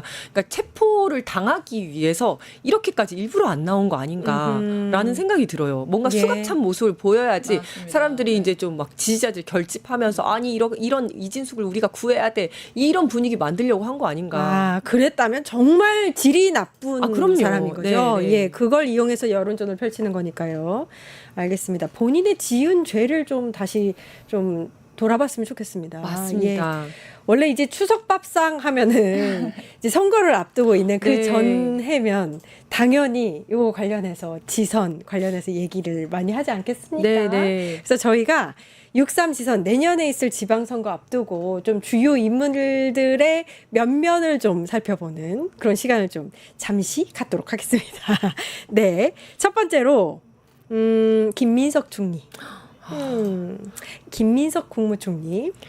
이제 여러 가지 가능성이 얘기가 나오고 있어요. 사실 차기 대권 주자로서도 거론되고 있고 6.3 지선에서는 서울시장에 나올 것이냐 이것도 있고 아니면 지선은 포기하고 민주당 대표를 도전하는 게 아니냐 이런 얘기가 나옵니다. 위원장님. 저는 그 전에 저희 이제 김민석 총리에 대한 저희 사심을 좀 고백을 하자면 김민석 총리가 너무 좋아요. 진짜. 아하. 아니 그 약간 정책형 정치인 원래 그랬는데 거기에 더해서 이제 전략가로서의 모습도 보이고 예. 하면서 연설을 들으면 진짜 소름이 끼쳐요. 아, 너무 연설을 잘해요. 정말 들었다 놨다 대화하듯이 조곤조곤 얘기를 했다가 막판에 막 지르기도 했다가 너무 멋있고 예. 그다음에 이제 예전에 노무현 대통령 이제 대선 때 사실은 이제 뭐 탈당을 하면서 철새 이러면서 18년 동안 야인 생활을 했잖아요. 근데 그때 무너지지 않고 굉장히 힘들었을 텐데 경제적으로도 그렇고 정치적으로 심리적으로 너무 힘들었을 텐데 무너지지 않고 그때의 시련을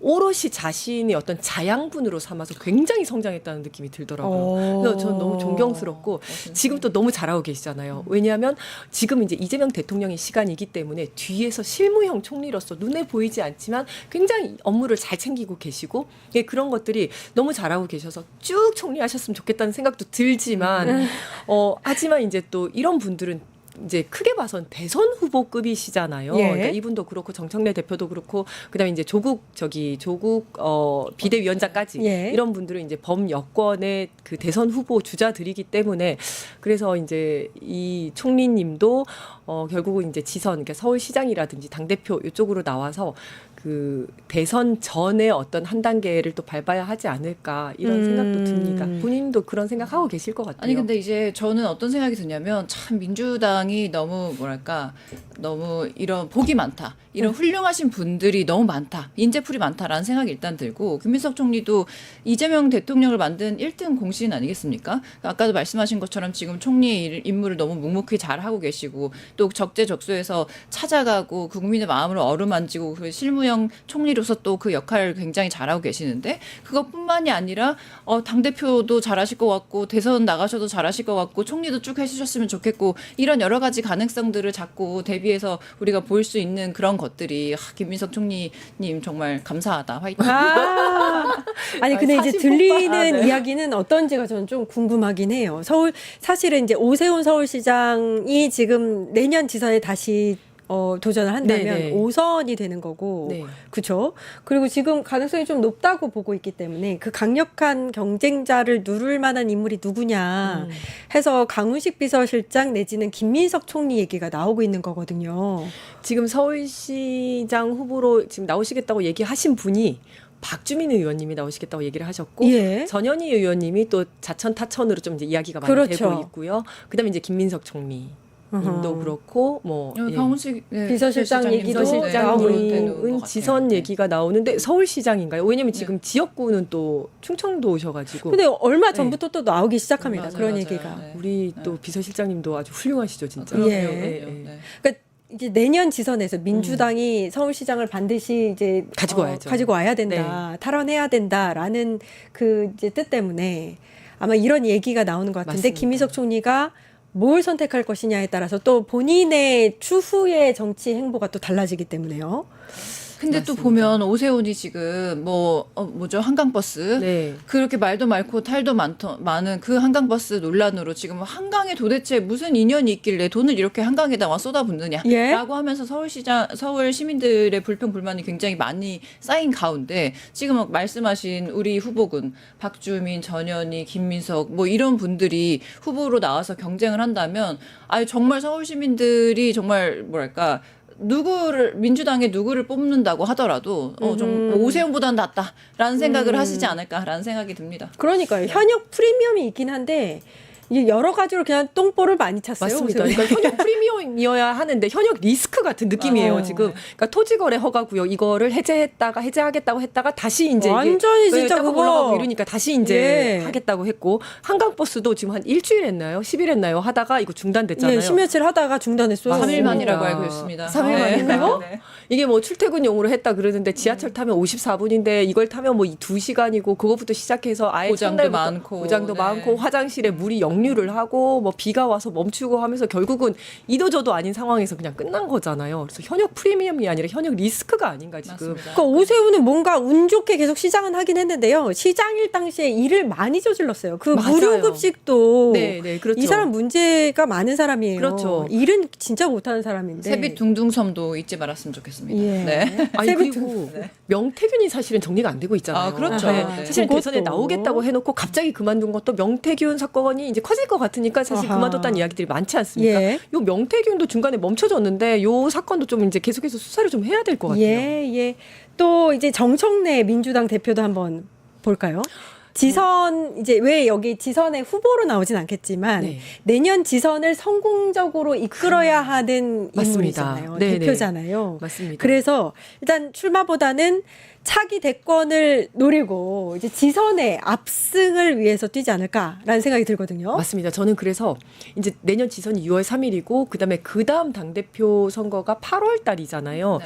저는 그래서 지선은 성공적으로 마무리를 하고 당대표 연임을 또 노리시지 않을까. 완전 제 어허. 생각이에요. 네, 완전 제 생각인데 그러지 아니, 당연히 그러지 않을까. 않을까요? 라는 생각이 들어요. 그래서 예. 지금 이제 목표로 삼고 있는 게 일단은 검찰개혁, 사법개혁, 언론개혁까지 이제 정부 출범한 지 1년 내에 요거를 정광석화처럼 해내고 그다음에 지선 승리까지 서울시장 당연히 가지고 와야 되고 지선 승리까지를 이제 본인의 목표로 삼고 계실 거예요. 그래서 요게 잘하면 또 이제 당원들이 계속해서 연임했으면 좋겠다라는 이야기들이 나올 거고 그러면 또 이제 그 지지자들의 그런 뭐라죠 그 요구에 또 부응하는 그런 예. 또 이제 결정을 하시지 않을까. 아하, 이런 생각을 그 합니다. 일각에서는 검찰 개혁을 굉장히 강하게 밀고 가시면서 우리 강성 지지층에게는 굉장히 좋은 반응을 얻고 있지만 중도층을 이제 데리고 올 수 있느냐 마음을 가지고 올 수 있느냐 부분에 대해서 얘기가 많아지니까 최근에 정청래 당대표님의 측근 중에서 이런 얘기를 했대요. 추석 이후에는 좀 행보가 달라질 것이다, 결이.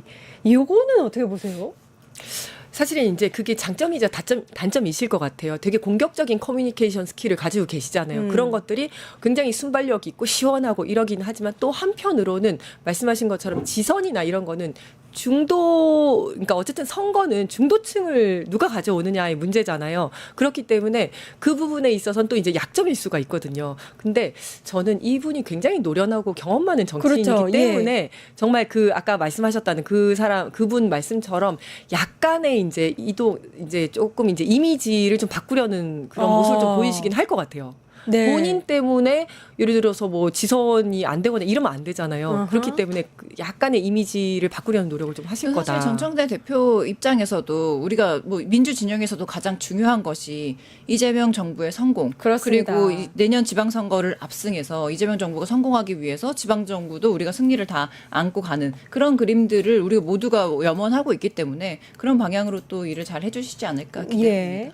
아, 그리고 또 한 분이 계신데 추미애 법사위원장 추다르크. 저는 지금 경기도지사 유력 후보로 거론되고 있는 상황이에요. 네, 경기도지사로 지금 이제 거론되고 있는 인물들이 많기는 한데 그 중에서도 이제 많이 거론되는 분 중에 추미애 법사위원장이 있습니다. 이분도 이제 능력과 경험이 굉장히 많으신 분이시고, 그렇죠. 그다음에 이제 검찰 개혁에 대해서도 의지가 대단하시고 또 이제 강성 지지층을 또 가지고 계신 분이시죠. 그리고 거기에 더해서 저는 이제 당원들이 조금 미안한 마음을 가지고 있다. 뭐냐 하면 예전에 추윤 갈등 때 사실은 이제 문재인 대통령께서 윤을 신임하는 결정을 했었고, 그다음에 추미애 장관님을 이제 장관을 바꿨었죠 그때. 그러면서 이제 윤을 신임하는 그런 결정을 하셨는데 그때 당원들이 좀 지켜주지 못했다라는 미안한 마음이 있고, 그다음에 지금 뭐 우원식 의장님께서 굉장히 잘하고 계십니다만은 그 당시에 이제 추미애 국회의장이 되기를 많은 그 당원들이 또 바랬었거든요. 하지만 이제 그게 또 안 되고 요런 부분에 있어서 당원들이 우리 추미애 의원님에 대해서 좀 미안한 마음을 가지고 있을 것 같아요. 그래서 그런 것들도 좀 긍정적으로 작용하지 않을까. 그리고 본인도 뭐 워낙에 판사 출신의 어떤 중진의 정치인인데다가 뭐 당대표도 하셨고 장관도 하셨고 예. 경험과 역량이 출중하신 분이시니까 충분히 굉장히 경쟁력이 있으실 거라고 봅니다.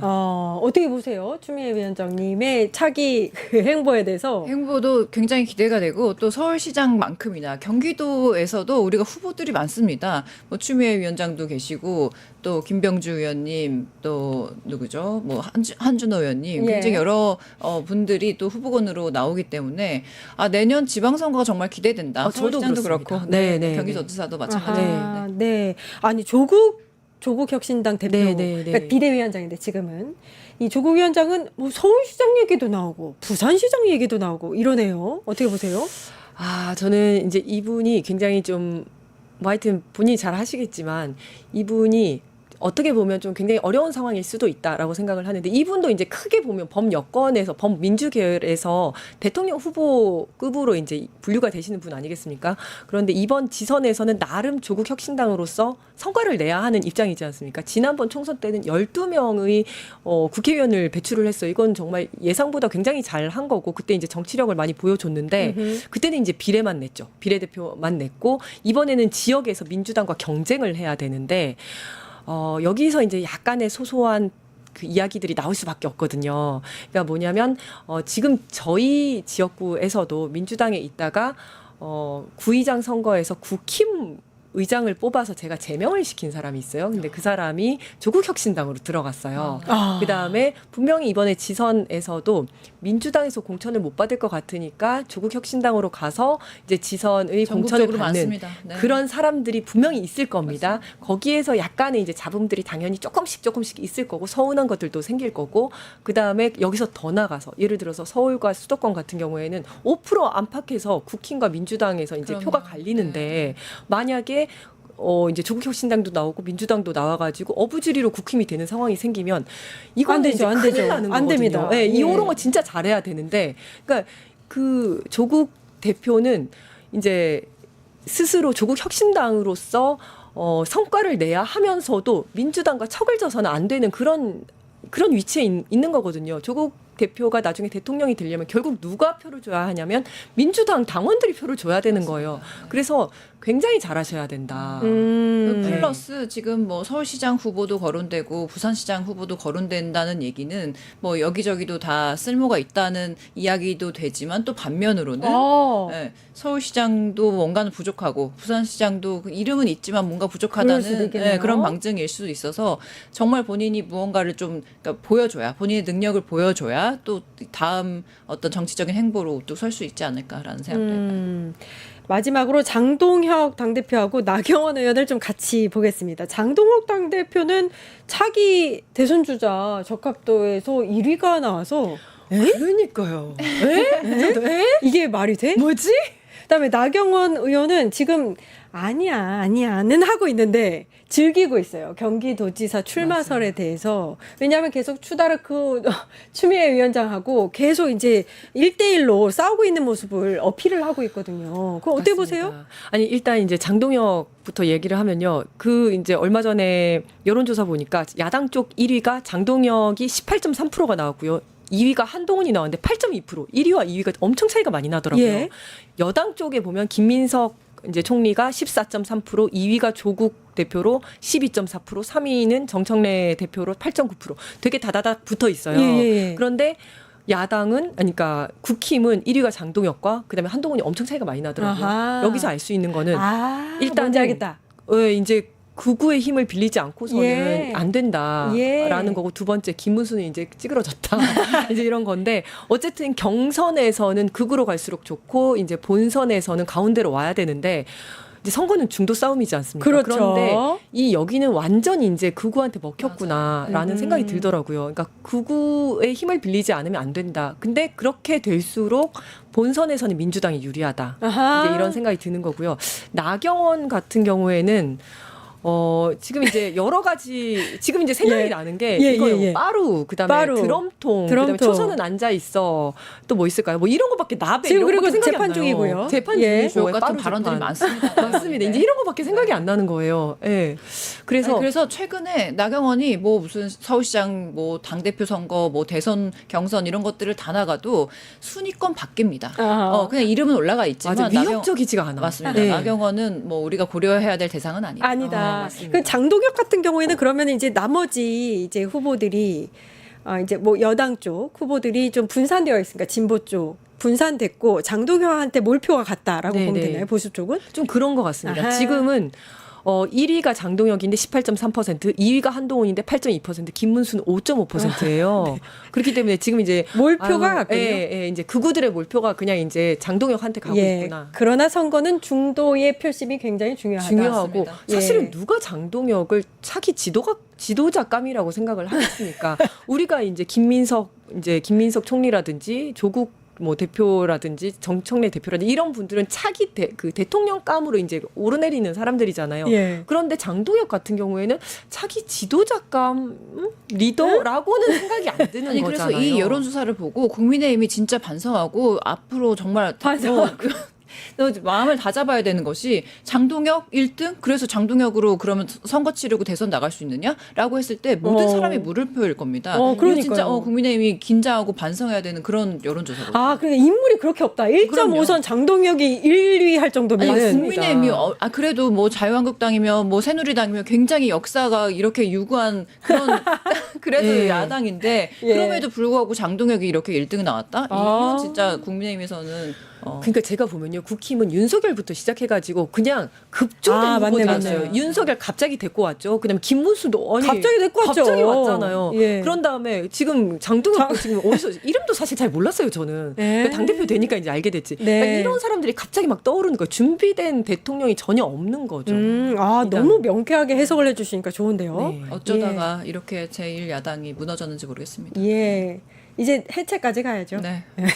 네, 정치하나 언니들 여기까지 하겠습니다. 이지혜 전 더불어민주당 상근 부대변인님, 이지은 민주당 마포갑 지역위원장님 고생해 주셨습니다. 감사합니다. 감사합니다. 네, 저희 정치판사 악인전은요, 잠시 광고 보고 바로 오겠습니다. 어디 가지 마세요.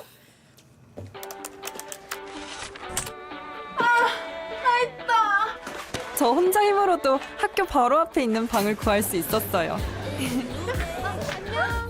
드디어 독립. 풀옵션인데 월세는 절반이라 미래까지 대비합니다. 이런 신혼집 너무 좋겠다. 20년까지 이사 걱정 없으니까 안심하고 2세 계획까지 세웠죠. 삶이 있는 곳에 한국토지주택공사. 전기가 당신에게 오기까지 처음부터 길이 있는 건 아니었습니다. 때론 깊은 바닷속, 때론 깊은 산속. 전기는 길이 없는 곳에 길을 만들었습니다. 우리의 오늘이 내일로 연결될 수 있도록 만들어가야 할 전기의 길. 그 길을 많은 분들이 응원해준다면 전기는 더 힘을 낼 수 있습니다. 한국전력은 든든하고 안전한 내일의 전기를 위해 전력망 확대에 최선을 다하겠습니다. 모두의 내일을 위해 해야 할 일을 합니다. 한국전력. 네, 정치 판검사 악인전 시민단체 사법정의 바로 세우기 시민행동의 김한매 상임대표님 나와 계십니다. 안녕하세요. 네, 안녕하십니까. 예. 대한민국을 더욱 정의롭고 민주적인 사회를 만들기 위해서 검찰 사법개혁 분야에서 앞장서고 있는 시민단체 사법정의 바로 세우기 시민행동 상임대표 김한매입니다. 예. 네. 대표님 소개가 너무 길입니다. 그래도 강조해야 됩니다. 예, 검찰 사법개혁 중요하기 때문에 강조해야 됩니다. 아, 큰일 네. 하고 계십니다. 네. 광고하는 사이에 너무 네. 많이 빠져나가서 빨리 다시 불러드려야 될 것 같은데. 그러시죠. 네. 우리 이야기를 얼른 시작을 해보도록 네, 하겠습니다. 직위원 관련해서 오늘 하신다면서요? 네, 맞습니다. 예. 직위원은 공수처 압수수색 영장이 기각되고 나서 사실 더 공분을 샀는데 맞습니다. 이 공수처 수사를 이끌어낸 고발단체가 사세행입니다. 맞습니다. 예. 저희가 직위원회를 뭐 당연히 고발할 수밖에 없었는데요. 잘 기억하시겠지만 지난 대선 2주 전에 5월 14일 날 민주당에서 충격적인 폭로를 합니다. 법사위 도중에. 예. 회의 도중에 이 직위원 판사에 대해서 정말 길을 의심하는 그 룸사롱에서 수백만 원의 술 접대를 받았다. 그 장본인이 바로 내란 재판을 담당하고 있는 직위원이다라는 폭로가 나옵니다. 그래서 그 바로 다음 날 5월 15일 날 저희가 공수처에 뇌물수수 그리고 청탁금지법 위반 혐의로 직위원 부장판사를 곧바로 고발을 했고요. 그 사건이 이제 4개월이 흘러서 지금 국민들에게 전해진 소식이 또 그것도 충격적인데 이거에 대해서 4개월 동안 대법원에서 감찰을 진행한다고 예. 그들은 얘기를 했는데 감사위원회에서 뭐 공수처의 수사를 보겠다라고 해놓고 정작 법원에서 직위원에 대한 압수수색 영장을 기각했다라는 기가 막힌 소식이 우리 국민들을 지금 분노하게 하고 있습니다. 예. 아, 그러게 말입니다. 네. 사실 대법원이 방금 말씀하신 대로 윤리감사관실을 통해서 감사를 네. 제대로 할 것처럼 맞습니다. 얘기를 했는데 4개월이나 끌고 나서 별거 네. 없다고 나왔어요. 공수처의 결과를 보겠다. 이렇게 결론을 지금 냈습니다. 이게 참 황당한데 초반에는 국민 여러분 잘 기억하시겠지만 되게 굉장히 뭔가를 해서 직위원회에 대해서 진상을 제대로 규명할 거라는 굉장히 큰 기대를 줬어요. 근데 4개월 동안 별다른 소식이 없다가 느닷없이 발표를 했습니다. 며칠 전에. 근데 그 결과가 정말 너무 허무합니다. 1차에서 직위원이 그 후배 그 동석했던 그 룸사롱 사진 한번 좀 띄워주시면 예. 거기에 나오는 그 저 두 사람 이게 모자이크 처리된 저 두 사람이 직위원의 사법연수원 후배고 변호사들이라는 겁니다. 둘 다. 그 중에 한 사람이 지금 이것을 제보한 당사자인데 1차에서는 직위원이하고 무슨 횟집인가요? 거기서 직위원 판사가 결재를 했고요. 2차에 가서 지금 저 사진에 나오는 저 장소에서 지금 찍은 사진인데 지금 발표된 결과는 어쨌든 사진만 찍고 갔다라는 겁니다. 그리고 여자 동호원들이 들어오기 전에 자기는 집으로 귀가했다. 그래서 뭐 그런 부적절한 행위가 없었다라고 하고요. 결국은 뭐 금액적인 혜택도 받지 않았고 한번 술값 혜택 없고 친목 모임이었다라는 건데 근데 곧바로 민주당에서 반박 기자회견을 했는데 무려 20차례에 걸쳐서 그 제보했던 그 후배 변호사가 직위원회를 수년간 20여 차례의 룸사롱 접대를 했다라고 합니다. 그렇다면 이게 도대체 조사를 어떻게 한 건지 도저히 이해가 되지 않습니다. 예. 아니 그 사이에 핸드폰을 네. 원래 6년이나 쓰던 핸드폰을 2번이나 바꿨다는 사실도 맞습니다. 알려졌는데 네. 이게 법원의 조사에는 그런 게 전혀 나오지 않고 맞습니다. 그냥 넘어갔다는 거잖아요. 그냥 보면 결과물을 보면요. 지기현이 한 얘기 그대로 그거를 거기 보고서에 써서 냈습니다. 맞습니다. 그게 끝이었어요. 네. 예. 그러니까 지금 지기현이에 대한 이 그 대법원에 지금 뭔가는 했다라고 지금 발표를 했는데 그렇다면 왜 지금 그 민주당에서 지금 반박했듯이 무려 20여 차례에 대해서 수백만 원이 저는 더 될 거라고 보는데 1000단이라고 봅니다. 그런 부적절한 행동은 왜 문제가 안 되는 겁니다. 다시 한번 제가 강조드리고 싶은데 법관 징계법 한번 띄워주시겠습니까? 법관 징계법. 이게 되게 중요한 겁니다. 대한민국 법치주의 국가입니다. 법관 징계법을 지금 우리가 알아야 되는데 법관 징계법 제2조에는 예. 분명히 저렇게 명시돼 있습니다. 법관이 품위를 손상하거나 네. 법원의 위상을 실추시킨 경우에는 징계법의 징계 사유입니다. 그럼 지금 저거에 따르면 도대체 대법원에서는 왜 이게 아무 문제 없는 단순한 친목 모임이라고 해서 인사조치를 하지 않는 겁니까? 저기 법관 징계법은 왜 존재하는 거죠? 예. 저 법관 징계법 분명히 제2조에 나오지 않습니까? 네.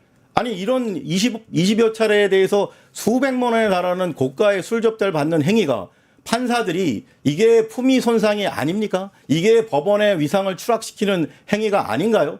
도대체 법을 만들었으면 지켜야지 왜 법과 징계법에 분명히 저렇게 징계 사유라고 명시해놓고 왜 대법원이 스스로 저 법을 지키지 않는 겁니까? 저는 저 법에 의해서 무조건 지기현 부장판사를 징계위에 회부해야 된다고 저는 그게 맞다라고 생각을 합니다. 예. 예. 그걸 법원이 못 해내니까 일단 네. 공수처로 공이 넘어갔는데 맞습니다. 공수처에서는 일단 청탁금지법은 수사 대상이 아니기 때문에 네, 그렇죠. 뇌물수수건에 대해서만 조사를 할 거란 말입니다. 맞습니다. 그러면은 방금 말씀하신 이제 법관 징계법에도 어떻게 했을 경우에 징계를 반드시 받아야 된다라고 법으로 명시가 네. 되어 있는데 이 수사가 제대로 될 것이냐 네. 부분에 대해서 회의적인 시각도 있거든요. 어떻게 맞습니다. 보세요? 지금 참 이게 물론 제가 지금 방금 말씀드린 법관 징계법은 형사처벌이 아니고요.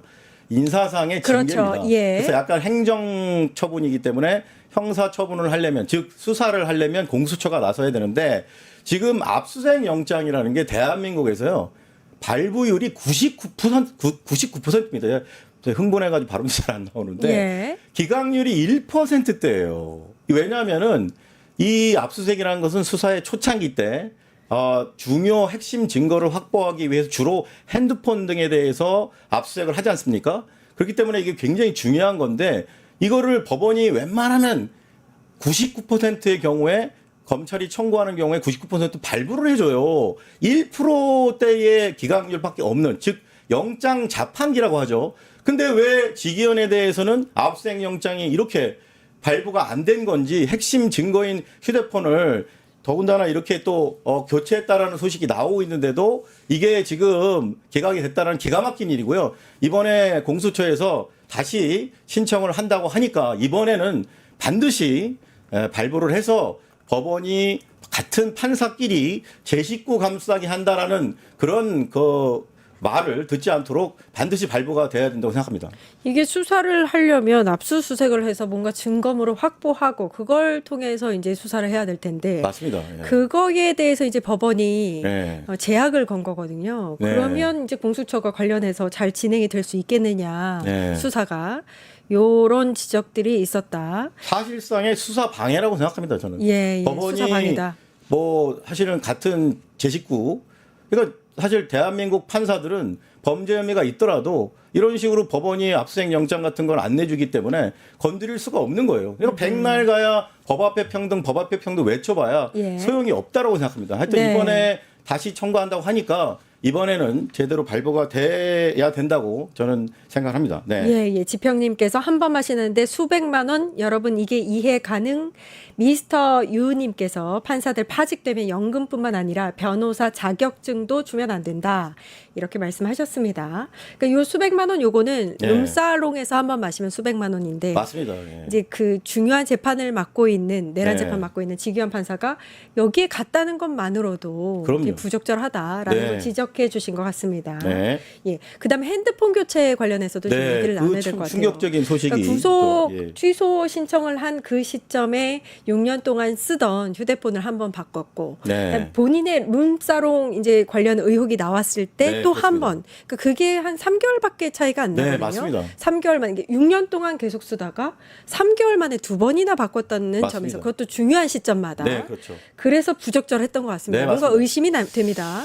참 이게 참 기가 막힌 일인데요. 이 2월 4일 날 지기현이 휴대폰을 교체한 그 날이 어떤 날이냐면 윤석열이 구속 취소를 법원에 신청한 당일입니다. 근데 잘 생각해 보십시오. 우리 그 애청자 여러분도 잘 생각해 보시면 왜 하필이면 신청한 당일날 교체를 했을까라는 게 굉장히 중요한 점이라고 생각합니다. 근데 이 부분에 대해서 저는 일종의 짜고 치는 고스톱이다. 무슨 얘기냐면 미리 2월 4일 이전에 윤석열, 조희대, 지기현 이 3자 간에 모종의 공모가 있었다. 내가 이 구속 취소를 신청할 테니까 니네가 받아서 나를 이것을 뭐 적정한 시점에 구속 취소를 해줘라고 미리 다 짜고 치는 고스톱식으로 미리 말을 맞춰서 신청을 했던 것이 그 2월 4일 이전에 쭉 진행이 된 거를 지기현이가 감추기 위해서 그래서 휴대폰을 바꿨다라고 저는 의심하고요. 그것은 충분히 그 정황상 그렇고요. 그리고 석 달밖에 안 된 갤럭시 25면은 최신 폰입니다. 100몇십만 원짜리 초고가 폰인데 이거를 자기 그 룸사롱 의혹이 터지니까 샤오미라고 하는 이번에는 초고가가 아니라 초저가로 바꿔요. 근데 보통 제가 여러 법조계 들은 얘기가 보통 왜 이런 식으로 범죄 혐의를 받는 사람들이 그 휴대폰을 이렇게 싼 거로 교체하냐면 자기가 털릴 것 같으니까 자기가 압수수색 당할 것 같으니까 비싼 거 하면 아깝지 않습니까? 예. 그래서 저가로 바꾼다고 합니다. 아하. 그러니까 이것도 자기가 이걸 털릴 거라는 것을 압수수색 당할 거라는 걸 미리 예감을 한 거예요. 지기현이가. 기가 막힌 거죠. 판사니까 얼마나 잘 알겠습니까? 그동안 본인이 압수수색 내준 것만 해도 엄청나게 많은데 본인도 직감적으로 안 거죠. 나 이게 이제 곧 털리겠구나. 그래서 증거를 인멸하기 위해서 이것을 저는 교체했다라고 그렇게 보고요. 저희가 이 부분에 대해서는 지금 연휴 기간인데 연휴가 끝나자마자 다음 주 금요일 10월 10일 날 증거인멸 혐의로 그리고 또 지금 지기현이가 또 한 가지 국민들을 분노케 하는 게 내란숙의 윤석열 재판에서 윤석열이 13번이나 재판을 안 나왔어요. 이 말도 안 되는 것을 계속 방관하고 있는 거에 대해서 직무유기로 저희가 다음 주 금요일 날 공수처에 증거인멸과 직무유기 혐의로 고발할 예정입니다. 아, 추가 고발을 하시는군요. 네네. 지금 이제 내란 재판 말씀을 하셨는데 중요한 네. 거 짚어주셨어요. 네. 이제 윤석열이 13번이나 불출석을 한 상태에서 맞습니다. 걸석 재판으로 이 중요한 재판이 진행되고 네. 있거든요. 그러면은 일단 이제 계속 반복해서 지기현이 하는 얘기가 피고인은 불이익을 감수해야 할 것이에요라고만 맞습니다. 이야기를 하고 있습니다. 네. 그것도 지난 내란 재판이 중계가 됐어요. 네. 그 중계되는 모습을 보니까 네. 지기현 판사가 아주 즐겁더라고요. 무슨 레크레이션 굉장히 강사처럼. 신나 네, 웃으면서 이 이야기를 하답니다. 맞습니다. 네, 근데 예. 굉장히 보기 안 좋았습니다. 네, 사실 국민들은 복창이 네, 터지고 있는데 대부분의 국민들은 분노에 가까운 그 맞습니다. 심정으로 네. 이 내란 재판을 지켜보고 네. 있는데 걸석 재판으로 계속 진행돼도 되느냐 네. 여기에 대한 의견도 많습니다. 네, 어떻게 맞습니다. 보세요? 일단 기본적으로요. 이게 얼마나 엄청나게 법 앞의 평등을 파괴하고 있는 거냐면 상상을 해볼 수가 없습니다. 일반 국민이요. 재판을 13번을 불출석하잖아요. 이미 감옥을 가도 10번 정도 갈 거고요. 그리고 재판에 강제로 끌려올 것도 그만큼 끌려왔을 겁니다. 제가 직접 이건 겪은 일인데요. 제가 아는 지인이 실제로 이런 경우가 있었습니다.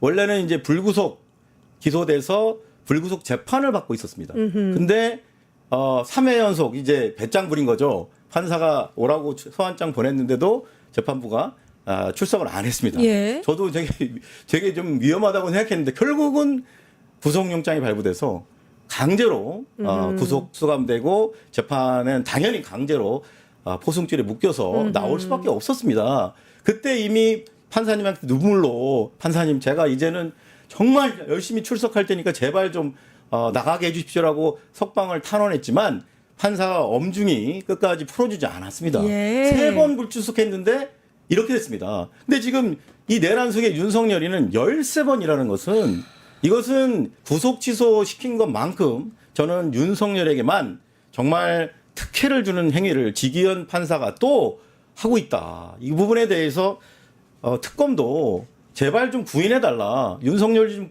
구인장 발부해서 끌고 오게 해달라고 했는데 이걸 여러 번 했어요. 특검이 이번에 방송에서도 하더라고요. 중계될 때. 예. 그런데 또 아무런 반응도 없이 그냥 뭐 걸석 재판하면 되죠라고 대수롭지 않게 또 그런 식으로 묵살했습니다. 그래서 이 부분에 대해서 저희가 국민적 분노가 상당하기 때문에 저희 아까 말씀드린 대로 다음 주에 휴대폰 교체 증거인멸과 함께 이 직무유기 맞거든요. 어떻게 재판장이 이런 식으로 출석 안 하고 이렇게 그냥 법치주의를 무시하고 법원을 갖다 무시하는 이런 행태에 대해서 이렇게 방관할 수 있습니까? 저희가 저 고발을 할 예정입니다. 네. 예, 법은 누구 앞에서나 네, 평등한데. 맞습니다. 예. 그렇죠. 유독 네. 예전에 박근혜 전 대통령 같은 경우에도 걸석 재판으로 자기 탄핵 재판이 이루어졌지 않았었습니까? 맞습니다. 그렇죠. 예. 네. 지기현이 일단 구속 취소해줬을 때 네. 그때 이제 본성이 드러났었어요. 맞습니다. 그렇죠? 그때부터 이제 충격과 예. 분노를 야기시켰죠. 요거 사세행위 고발을 하셨죠, 공수처에? 예, 당연히 고발했습니다. 예. 저희가 뭐 그 일 자체가 정말 믿을 수가 없었어요.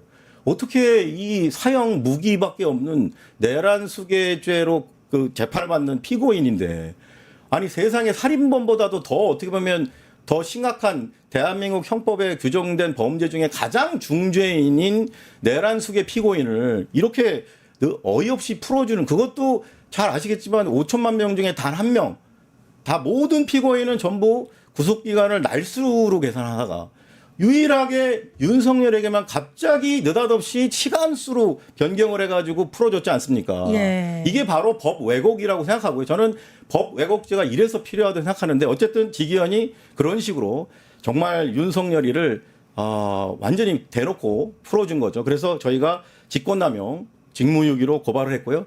다행히 이 사건이 내란 특검으로 이첩이 그런가요? 됐습니다. 조의대처럼. 그래서 지금 내란 특검에서 지금 이 부분에 대해서도 심우정 저희가 심우정도 같은 혐의로 고발을 했거든요. 그래요. 심우정이도 거기에 기여했잖아요. 이의제기 예, 안에서. 예. 심우정이가 며칠 전에 특검에 나왔습니다. 내란 특검에 조사를 받았군요. 예, 그래서 저희도 지금 지기현이도 같은 혐의로 고발을 했기 때문에 예. 지기현이도 내란 특검에 수사를 곧 받을 것이라고 지금 기대하고 있습니다. 그 심우정은 피고발인 신분으로 조사를 받았는데 네, 저희가 고발을 해서 지기현은 아직 그럼 소환 조사를 받지 않았군요. 네, 똑같이 고발을 했는데 같이 고발을 했습니다. 근데 지금 이제 아마 지기현이는 판사지 않습니까? 그러니까 결국은 내란 특검도 심우정이는 이제 퇴임한 전 검찰총장이고 지금 지기현이는 현직에 있는 판사다 보니까 이런 부분에 대해서 조금 부담을 느끼고 있고 또 재판을 진행을 하고 있는 당사자니까 조금 내란 특검이 같은 법 자기들이 진행하는 재판의 지금 재판장이잖아요. 그 재판장을 지금 끌어와야 되는데 조금 그 부담을 느끼는 것 같은데 근데 그러나 아무리 그렇다 치더라도 법 앞에 평등이지 않습니까? 당연히 고발을 당했으면 심우정이하고 똑같이 고발을 당했으면 지기현도 내란 특검에서 소환 조사를 당연히 받아야 된다고 생각합니다. 예, 코뭉이 아빠님께서 그 갤럭시 25 울트라는요 169만 8,400원이라고 하셨고 이야, 샤오미는 소고박은 49만 9천 원. 기가 막힙니다. 그러니까 지평님이 샤오미는 증거 인멸용으로는 아주 편한 핸드폰이다 이렇게 말씀을 하시네요. 그러니까요. 지기현이 마지막으로 저희가 살펴볼 게 이제 왜 정치 판사인지를 좀 정리를 해주시겠다 말씀하셨어요. 네. 이거 마지막으로 한번 들어보겠습니다. 네. 뭐 국민 여러분 잘 아시겠지만 대한민국 헌법의 제11조에 모든 국민은 법 앞에 평등하다입니다. 그리고 사법부의 가장 큰 책무는 이러한 헌법 정신인 법 앞에 평등을 수호하는 것이 가장 큰 중요한 책무입니다. 그런데 지금 지기현이처럼 이런 식으로 권력이 있다고 해서 전직 대통령이라고 해서 법을 왜곡해서까지 이렇게 5천만 명 중에 한 명에게만 특혜를 주듯이 이렇게 법을 적용하는 것은 이것은 법 앞의 평등을 완전히 파괴하는 행위이고요. 국민적인 신뢰를 이 조희대 사법부가 완전히 무너뜨리는 걸로 생각합니다. 저희는 그리고 지난번에 말씀드렸지만 이게 지기현이 혼자의 단독 행위라고 보지는 않고요. 이 조희대 사법부의 이런 조직적인 결국 내란 수괴와 이런 어떻게 보면 작당한 이런 흔적이 있기 때문에 이런 부분에 대해서 철저히 수사해야 되고요. 그래서 결론적으로 지기현이도 조희대의 아바타이자 사상 최악의 정치 판사라고 볼 수밖에 없다라는 말씀을 드립니다. 네. 예, 대한민국 헌법 11조 모든 국민은 법 앞에 평등하다. 네. 네, 요거 짚어주셨습니다. 네. 정치 판사 악인전 여기까지 하도록 하겠습니다. 김한미 대표님 고생해 주셨습니다. 네. 예, 감사합니다. 예. 저희가 오늘 추석 특집으로 4시 50분부터 1시간 반 동안 전해드렸는데요. 내일도 4시 50분부터 1시간 반 동안 추석 특집으로 끝장뉴스 전해드립니다. 생방송으로 함께 해주시기 바랍니다. 내일 4시 50분에 다시 찾아뵙겠습니다. 함께 해주신 여러분 감사합니다.